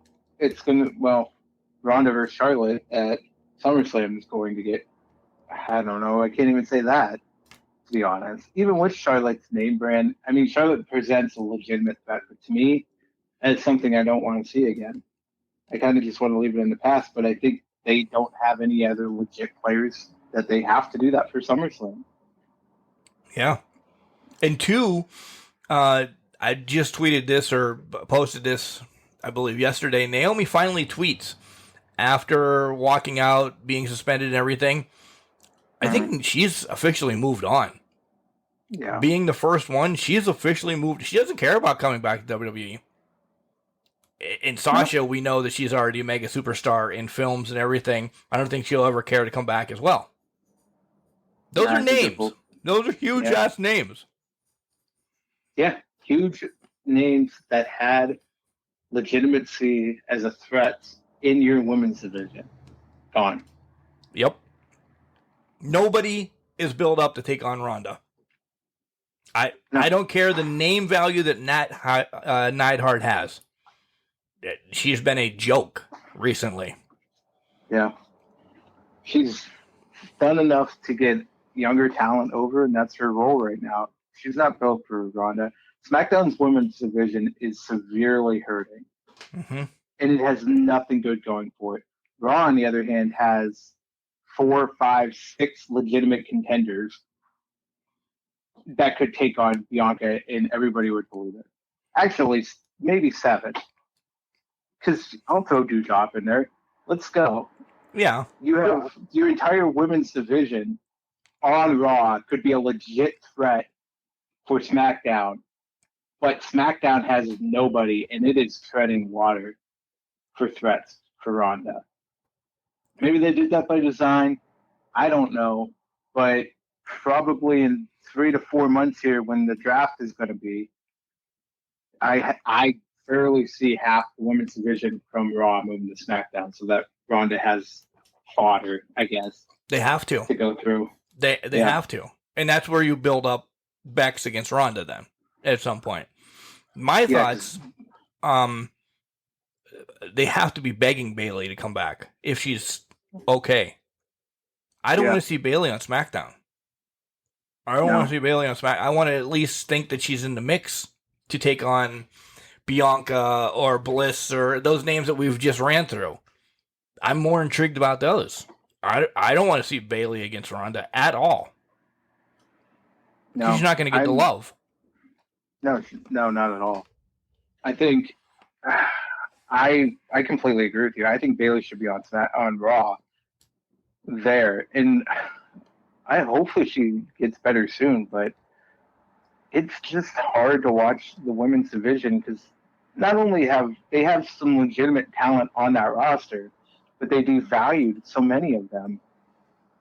that it's like to our point, there's no legitimate threat. Like, I think Shotzi could have been built up to be a player in that division. Not happening. And they've already thrown away Raquel and Ronda. Yep. Like, how does that happen? How does that get brought back around? It doesn't. How do you bring those two together that early on in her call-up? I would not have had Raquel anywhere near the women's title match until maybe November. Get her steamrolling, get her some wins so that there is a legitimate threat for Ronda down the line. But I don't know. So the title on Ronda is more of a hampering for WWE than what she brings notoriety to that title. Because of storylines. Yeah, essentially. You can't believe that Aaliyah is going to take on Ronda Rousey. No, you can't. Not at all. I don't care. What else do we have on SmackDown? No, we get a new IC champion, Gunther. We do. Gunther. I'm all right with this. And I hope he has it for years. You were upset about it? I was excited about it. Oh, you said upset. No. I hope he has this title for years and it brings back some notoriety to the IC title. It's not going to happen. I was excited. It's not going to happen. That's what we want. That's why, right. That's what I want. I mean, because I'm like, nothing against Ricochet, but they have done Ricochet no service with this IC title. I think Gunther provides that. You saw reports that, they're very high on Gunther, as they should be. He's the ring general, and he's done a lot to get himself in better shape, be in a better position. He's an overwhelming threat that I think one day, as long as they don't screw it up, which is a big statement, he could be a legitimate threat for the world title. But until that time, this is perfect for him and perfect for the IC title. I hope they just book it correctly. He doesn't need to he can have some, I hope he has some legitimate contenders, but he can have some opponents that are name notoriety and just have him bulldoze through them. Is where I want that to go. His first one should be Shinsuke Nakamura. Agreed. Because everybody knows strong style, Shinsuke, even taking a loss, can look amazing. I think you need to, people that still aren't on Gunther's, that he's not on their radar, Shinsuke is. I think just him having not a squash. I think this is where Gunther has to have one of those tough matches, and Shinsuke is the one that big hits this and that, and then just that big ass chop to the head, done. Or whatever, however you're going to have the finish happen. But I think it needs to do it. And then give him some squashes. I don't care if you want to squash anybody else in the division. But, I think Shinsuke's got to be the one to first challenge him. Clearly, Ricochet is going to get a rematch, but I'm just saying a real storyline. I would want to see, I agree with you both parts. I would love to see, and again, this is pushing probably too much, Gunther Ricochet rematch, Money in the Bank, Gunther, Shinsuke, SummerSlam. Yeah. But they have to actually be willing to put the Intercontinental title on the line at a premium live event. Good luck with that. Yep, exactly. Exactly. Good luck with that. I was clearly speaking of just on Fox, at least to build up Gunther. But if you want to try to get him on a live streaming event, you better get a petition going. I know. I know. We talked about Riddle beating Sammy already, so WWE done. But we do have one more thing that just popped in my head. Paige officially leaving WWE July 7th. Yep, and I'm saying she's all in in September. Yeah. She's all elite in September. I don't see her being a free agent too long. My thoughts. WWE is shady at times. Yeah. Knowing that this could happen. Her contract, now I'm not sure how the way like a contract like this happens to go, but we are legitimately weeks away, days away from Paige being done with WWE. Can they release her now and then just hold her up for 90 days? Like, could they be that big of a dick to say, we, on your last day of employment on July 6th, we release you. You can't go anywhere for 90 days. Or since it's already this close, they can't be... Like, they maybe have been able to do that 90 days ago. But now that this... What are we? Less than 20 days away. I don't even know if that. I'm not counting correctly. Right. They possibly can't release somebody with 20 days left on their contract and hold them up for 90 more. There's probably some sort of clause in the contract that says they can't do that. Would it surprise me if they tried to do it? No. Not at all. Because I just did quick math here. So if I look 90 days from today, that's after All In by a week. Yeah. So... And if they do it on the 6th, obviously that's going to go into October territory. But I feel like WWE still wants to have a potential relationship of some kind with Paige, so they wouldn't burn that bridge. Because whether they want to admit it or not, Paige has been so influential and so much part of the Divas Revolution. She was one of the original Trailblazers. The Divas Revolution at one point. She was. And she has so much of a story history. She's only 27 now? Yeah. She's very young still. I think they could very well let her do her own thing in the indies and bring her back afterwards. But they need to not ruin that relationship with her so that can happen. Yeah, because she's a Hall of Famer.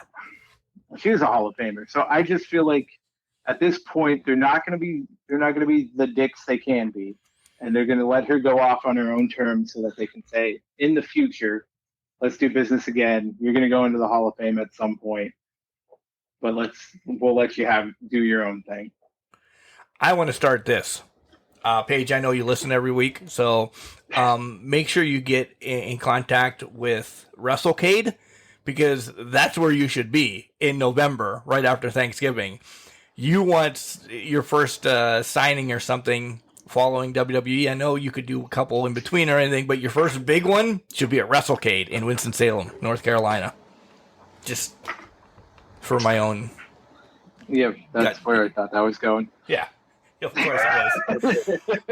All right, let's take a break, and when we come back, we'll dive into All Elite Wrestling. Jenks, good? Good. Hi, this is Carmen Chaos. You are here listening to the #1 podcast of The Goddess. It is Can Crusher, so keep listening. Welcome back to Can Crusher's podcast. Shit. Mark, a little bit of Carmen Chaos there. Bring us back. Yeah, Carmen Chaos, she did a spotlight back in the day for us. And guys, if you haven't heard or if you haven't been following Carmen Chaos since recently, she has a GoFundMe as she has just had an injury, and essentially she had to have a couple of toes and some of her foot amputated. So if you can go help out and support her in her medical issues and her getting back up and getting back into professional wrestling, Carmen Chaos, search her up on the old Facebook. And if you can give. Check out her GoFundMe and help out as much as you can. So, yeah. Sweetheart, by the way, too. Go back and listen. If you don't know who she is and you're like, who the hell is Carmen Chaos? First go back and listen to the Spotlight from probably about a year ago, and then go support her. Yeah. Right? Yeah. Yep, okay. Agreed. Go support her. Be sure to do that. Yeah. Again, before we forget, or I forget to tell you, next week is Ask Can Crushers, so make sure you get your questions in Facebook, Instagram, or Twitter. Slide into the DMs, or send us a email, which is cancrusher69@gmail.com. Anybody but Cody can call the line 814-299-6687, and we'll play your questions actually on air, and Jenks and I will answer them. 814-299-6687. Next week we'll start hot and heavy, cover just stuff in wrestling that we want to, and then dedicate the rest of the show to Ask Can Crushers. Let's do it. Okay. Come on, guys. Get those questions in here. I want some good questions, except from Cody. I want great questions. Cody does have a good question for us already. He does. That's why he's not allowed to give us he's anymore. not allowed giving us anymore or calling the line. We're just not being mean to him. He did give us a great question. We got it already in the queue. So yeah. All right. Dynamite starts with the Battle Royal. Jenks, I'm disappointed. Right off the bat. There's no Danielson.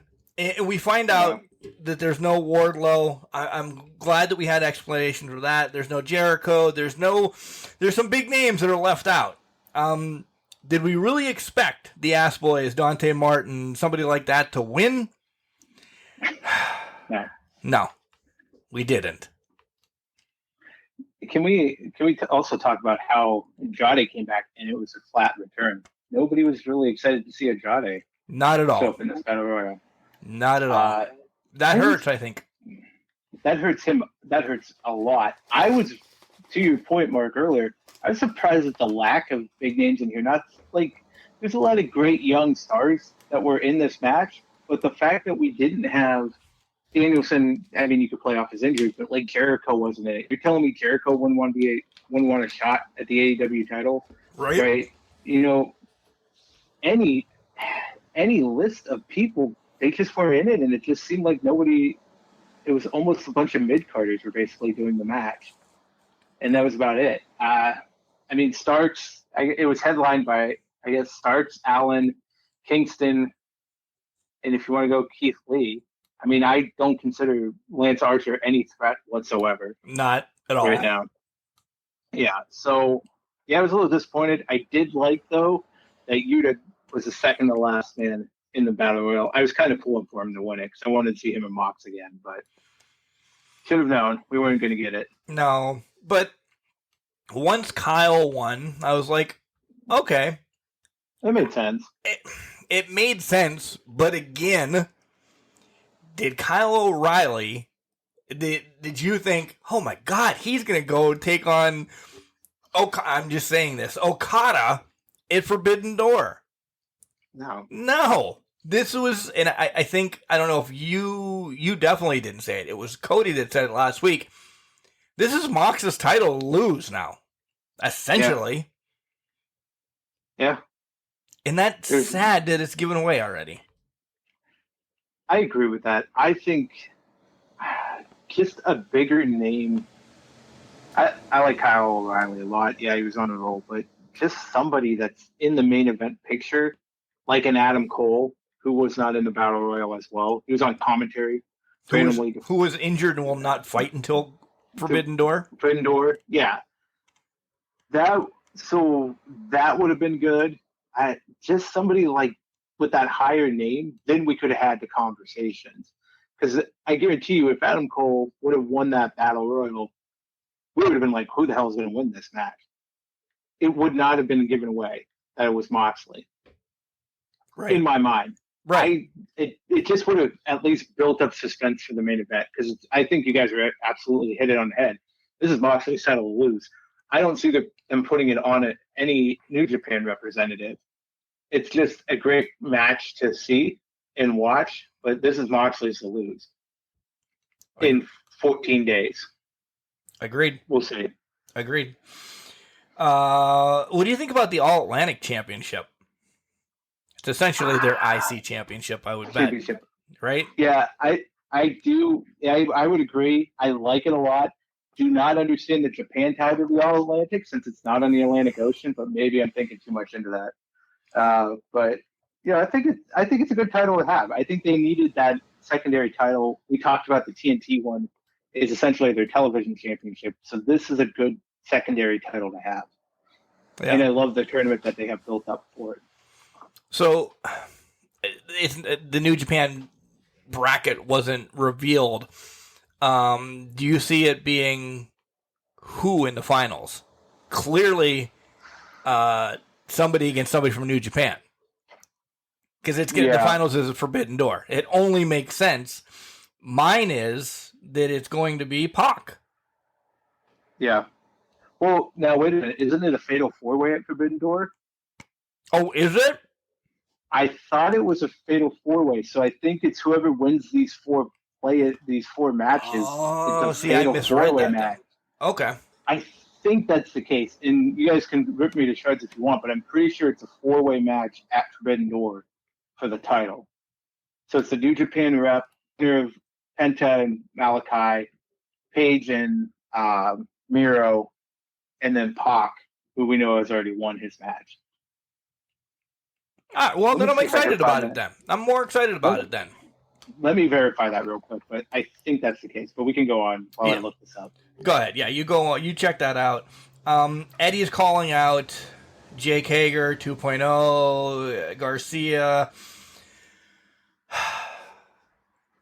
We're going to get a blood in the guts match. We're getting Road Rager. Is Road Rager next week? Yes. It's this Wednesday. Yeah, this Wednesday. Yeah. So we're going to get the lead up to Blood and Guts with Jericho against Ortiz in a hair versus hair match. I talked to Cody about this last week. Jenks, I don't know who's going to lose that match. I don't know either. Does Jericho go bald? Like, that's half his gimmick. Are we really going to get a bald Jericho? I really want it. I want it more than... What does Ortiz do losing his hair? Nothing. I mean, they're amazing braids. I love his braids. But I also love when he has it poofed out like a big guy, damn giant Q-tip as well. Yeah. I don't know. Like, I'd rather see Jericho bald. I would too. I'm really pulling for Ortiz right now. I feel like it fits Jericho better that he goes bald in this match, because this is a sports entertainment match. Exactly. Yes. So I feel like it fits better for Jericho to lose his hair. So I'm really pulling for that. Yeah, it is a fatal 4-way tournament final. Okay. Anyway. Well, then I'm all right with that then. Yeah. All right, cool. Next out, Trent's talking about it was National Best Friends Day. His people aren't there. FTR out. Channing, Ospreay, and United Empire attack. We're going to get a match down the line. Da-da-da-da-da. Okay. This is where what we talked about at the beginning of the show. A lot of people didn't know who was what, whatever. This was done perfectly, though. I love this segment that you didn't know they were there. You don't want them to say, oh, the Aussie Open's in the backstage. No shit, because then you know they're going to jump somebody. This was perfect. Right. Yeah, it was done perfectly. I love it. It's going to get people more invested into it. I do have a theory. In my mind, this sets up perfectly for potentially a 5-on-5 tag match. And correct me if I'm wrong on this. So, United Empire has Cobb, Rado Khan, Aussie Open, and Ospreay, correct? Correct. So it sets up perfectly that best friends, 2 of which weren't there. I think OC's on the show, but at least Chucky wasn't there, and he wasn't there. FTR is there. It sets up perfectly. If OC's coming back from injury, I think it sets up perfectly for a 5-on-5. You have Rocky there. You have Rocky too. Rocky. That's it. That's who I was forgetting. Yeah. So Rocky, Chuck Taylor, and Trent Beretta in FTR for a 5-on-5 match. Is that ideal? No. But it gets all 10 of those guys on the pay-per-view for Forbidden Door. And there's a lot of ties with Beretta, Rocky.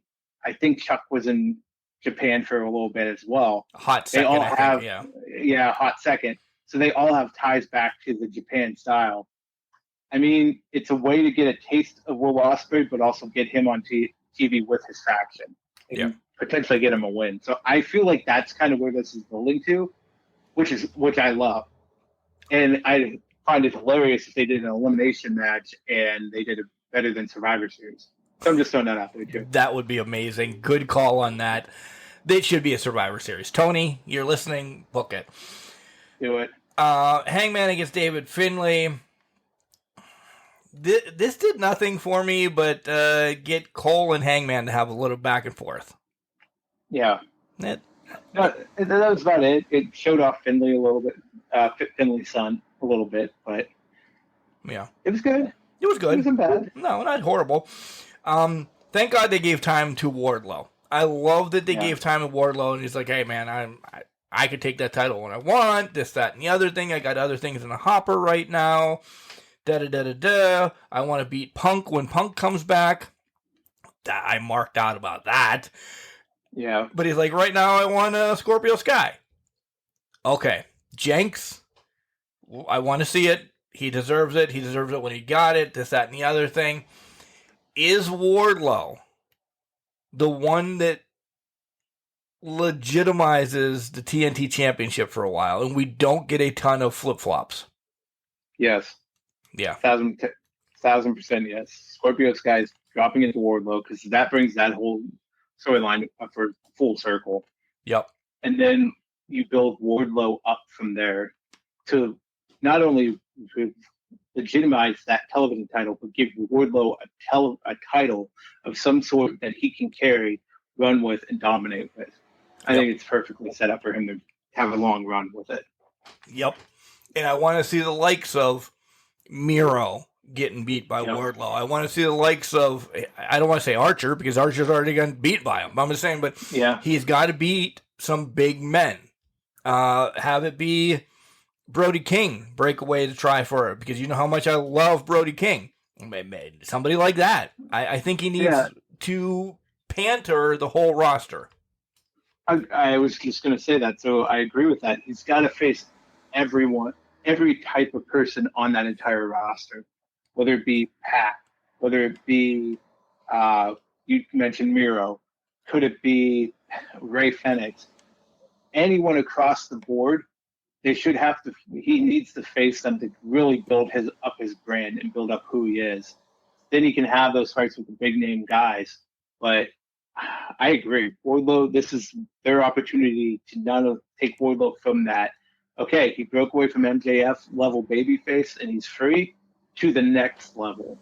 This is where this TNT title reign is going to be, has to be that key for that build up. Agreed. What did you think about Thunder Rosa and Shafir? I really liked this match. I love how strong it was. It was a good, strong style match. Marina, I just can't buy her as a legitimate. She is not ready yet. I just can't buy her as a legitimate threat. So that was a little bit of trouble I had with it. But, it was a good, solid match, good, strong match. A lot of great hints after the match with Tony Storm holding up the title in that. Do I think that's going to happen soon? No. I think that's down the line here. Brett mentioned it on Friday. Tony's got a long way to go before she gets the title shot, and I don't think that we're going to see Tony Storm sniff the title yet. Maybe I'm wrong. Maybe she will, but I don't think we're seeing her sniff the title until maybe around All Out or All In. I don't know. But it was a good match. It was a solid match. I don't think it's the right timing for Tony yet, because we want Tony. We know what Tony can do, from the very first Mae Young Classic to what he did in the UK to a little bit in NXT, nothing on the main roster, but we know Tony Storm. And it's no knock on Thunder, it's no knock on Britt or anything. This is that Hangman storyline with the women right now. She might get a sniff, she's going to get sidetracked by Ruby. She might get a sniff again, and she's going to get sidetracked by who the hell knows.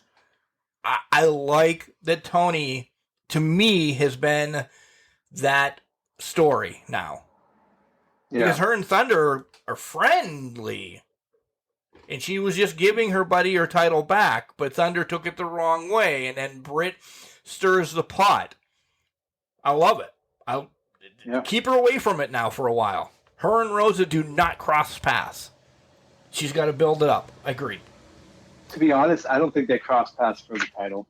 But I don't think so either. I think Rosa will lose the title before Tony gets that title shot. Start sniffing it again. But ooh, okay. Kingston and Hager, we're on Rampage now, by the way. Kingston and Hager I was shocked they gave these two 12 minutes. This was... I was too. This but, was whatever. Again, this was another Rampage, though, that there was 50 million things. I've been high on Rampages recently. This was not one of them. 50 million things in an hour, which is actually 45 minutes after commercials. Right. It's just too much. And 12 minutes of Kingston and Hager weren't it. You like? I thought you were going to say you like this. I didn't hate the match. Okay. I was surprised Kingston won, to be honest. Yeah. I thought they were going to put Hager over somehow. But I love that Eddie won the match. It wasn't my favorite thing that I saw.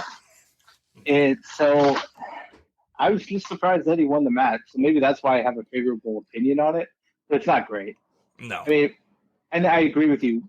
For an hour-long show with 50,000 things going on, give these two 12 minutes. Nothing against these two, but you got a lot of shit to get through.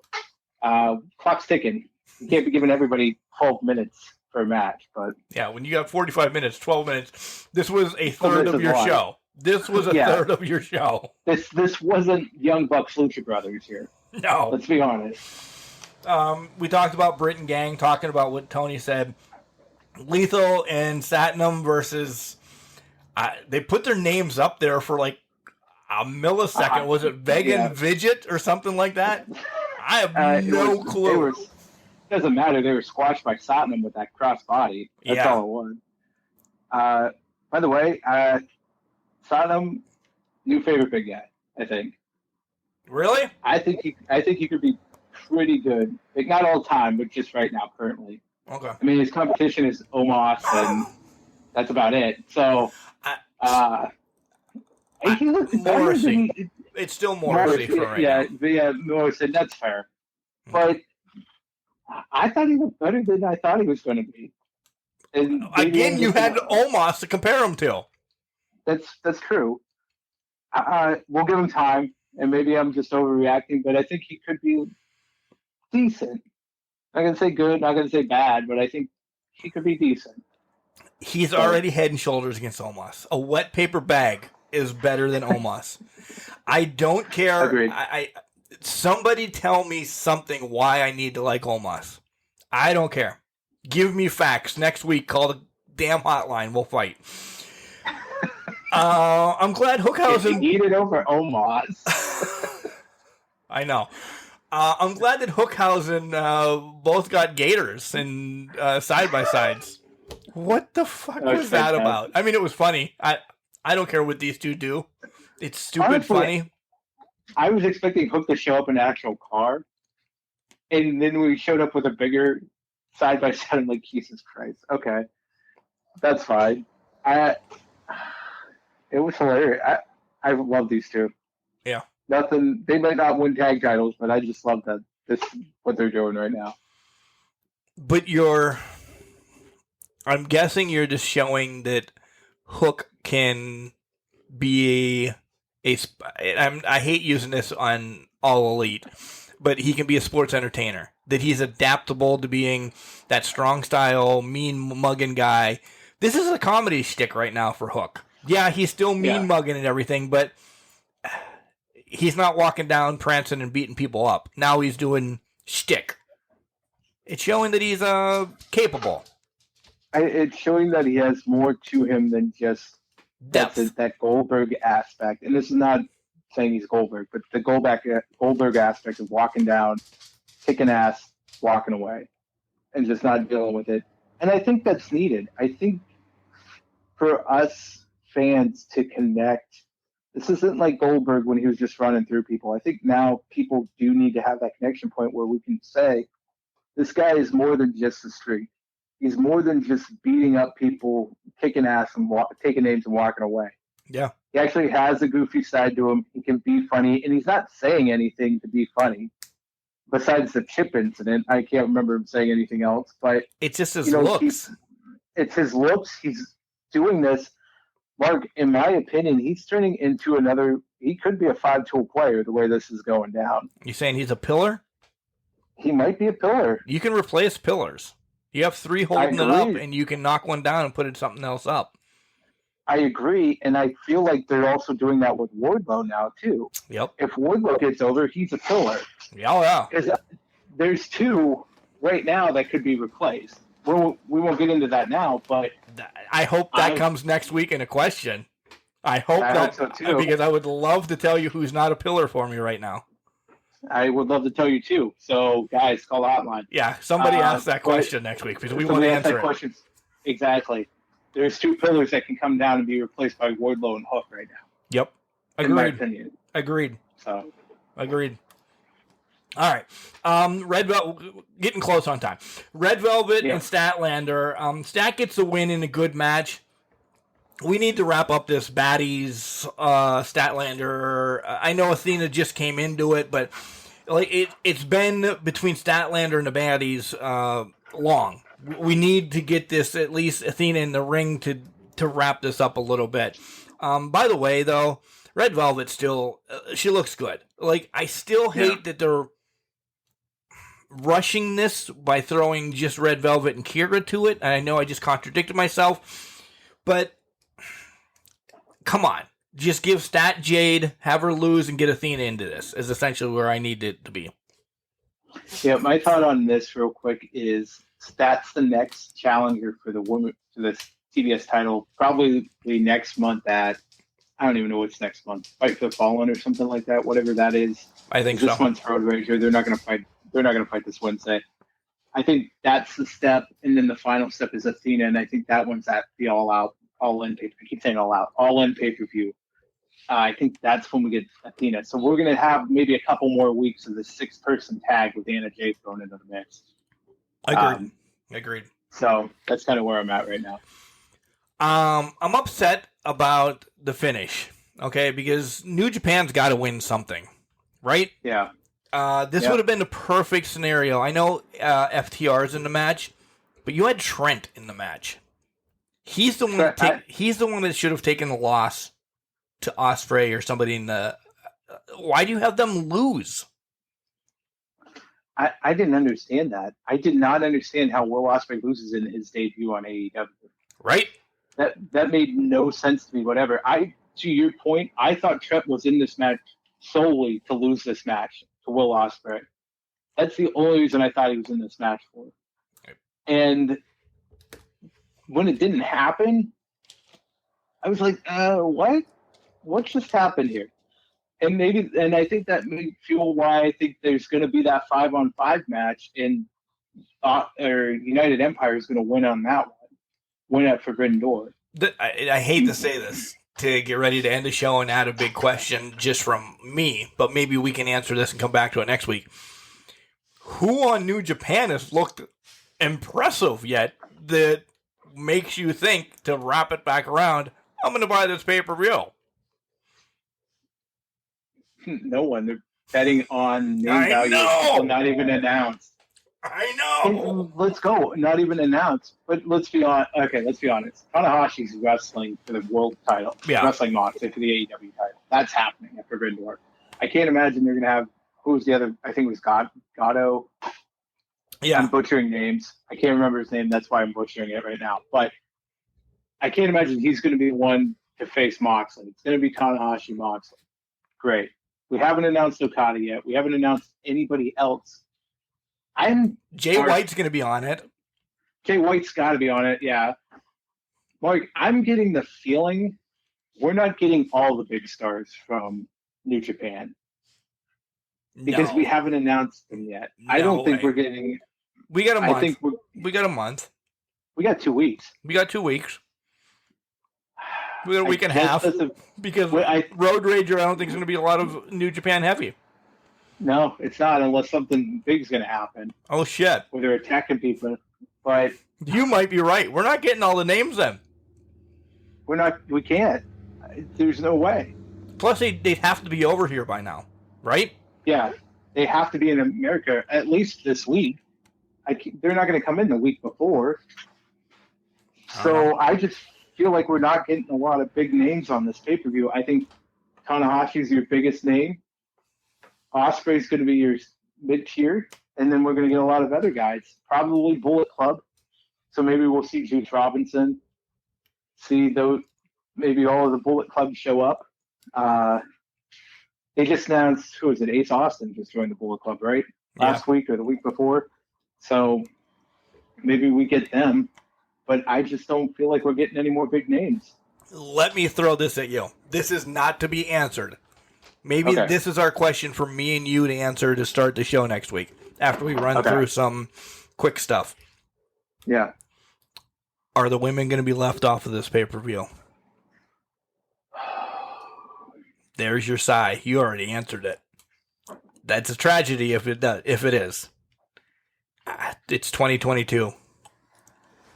It's 2022. But to be honest, I know we're going to answer this next week. I just can't think of a woman from Japan right now off the top of my head. I know. Need to do some research. I know. Well, So, that's going to give us some time to research. That's the way that we're going to answer or start. Well, not really start the show, but when we start Ask Can Crushers next week, that's the first thing we're going to answer. And I don't know. I don't know as of right now, because there has been some women in AEW from New Japan. Yeah. They haven't been used well. So how can you bring them back around? Exactly. Or somebody else return. And we'll leave it at that. Jenks, I love you. Get your questions in for Ask Can Crushers. CanCrusher69@gmail.com, or slide into our DMs everywhere on social medias. Yeah, the wife needs to blow dry her hair. She's getting mad, I know. So we got to wrap this up. We'll wrap. So Mrs. Martinez can blow dry her hair. We got this. Yeah. And on cliffhangers, I need research. I need a week to research. Oh, we got research. Guys, get those in. Remember, just because you're trash doesn't mean you can't do great things. The garbage can, not a garbage cannot. Whoop, whoop.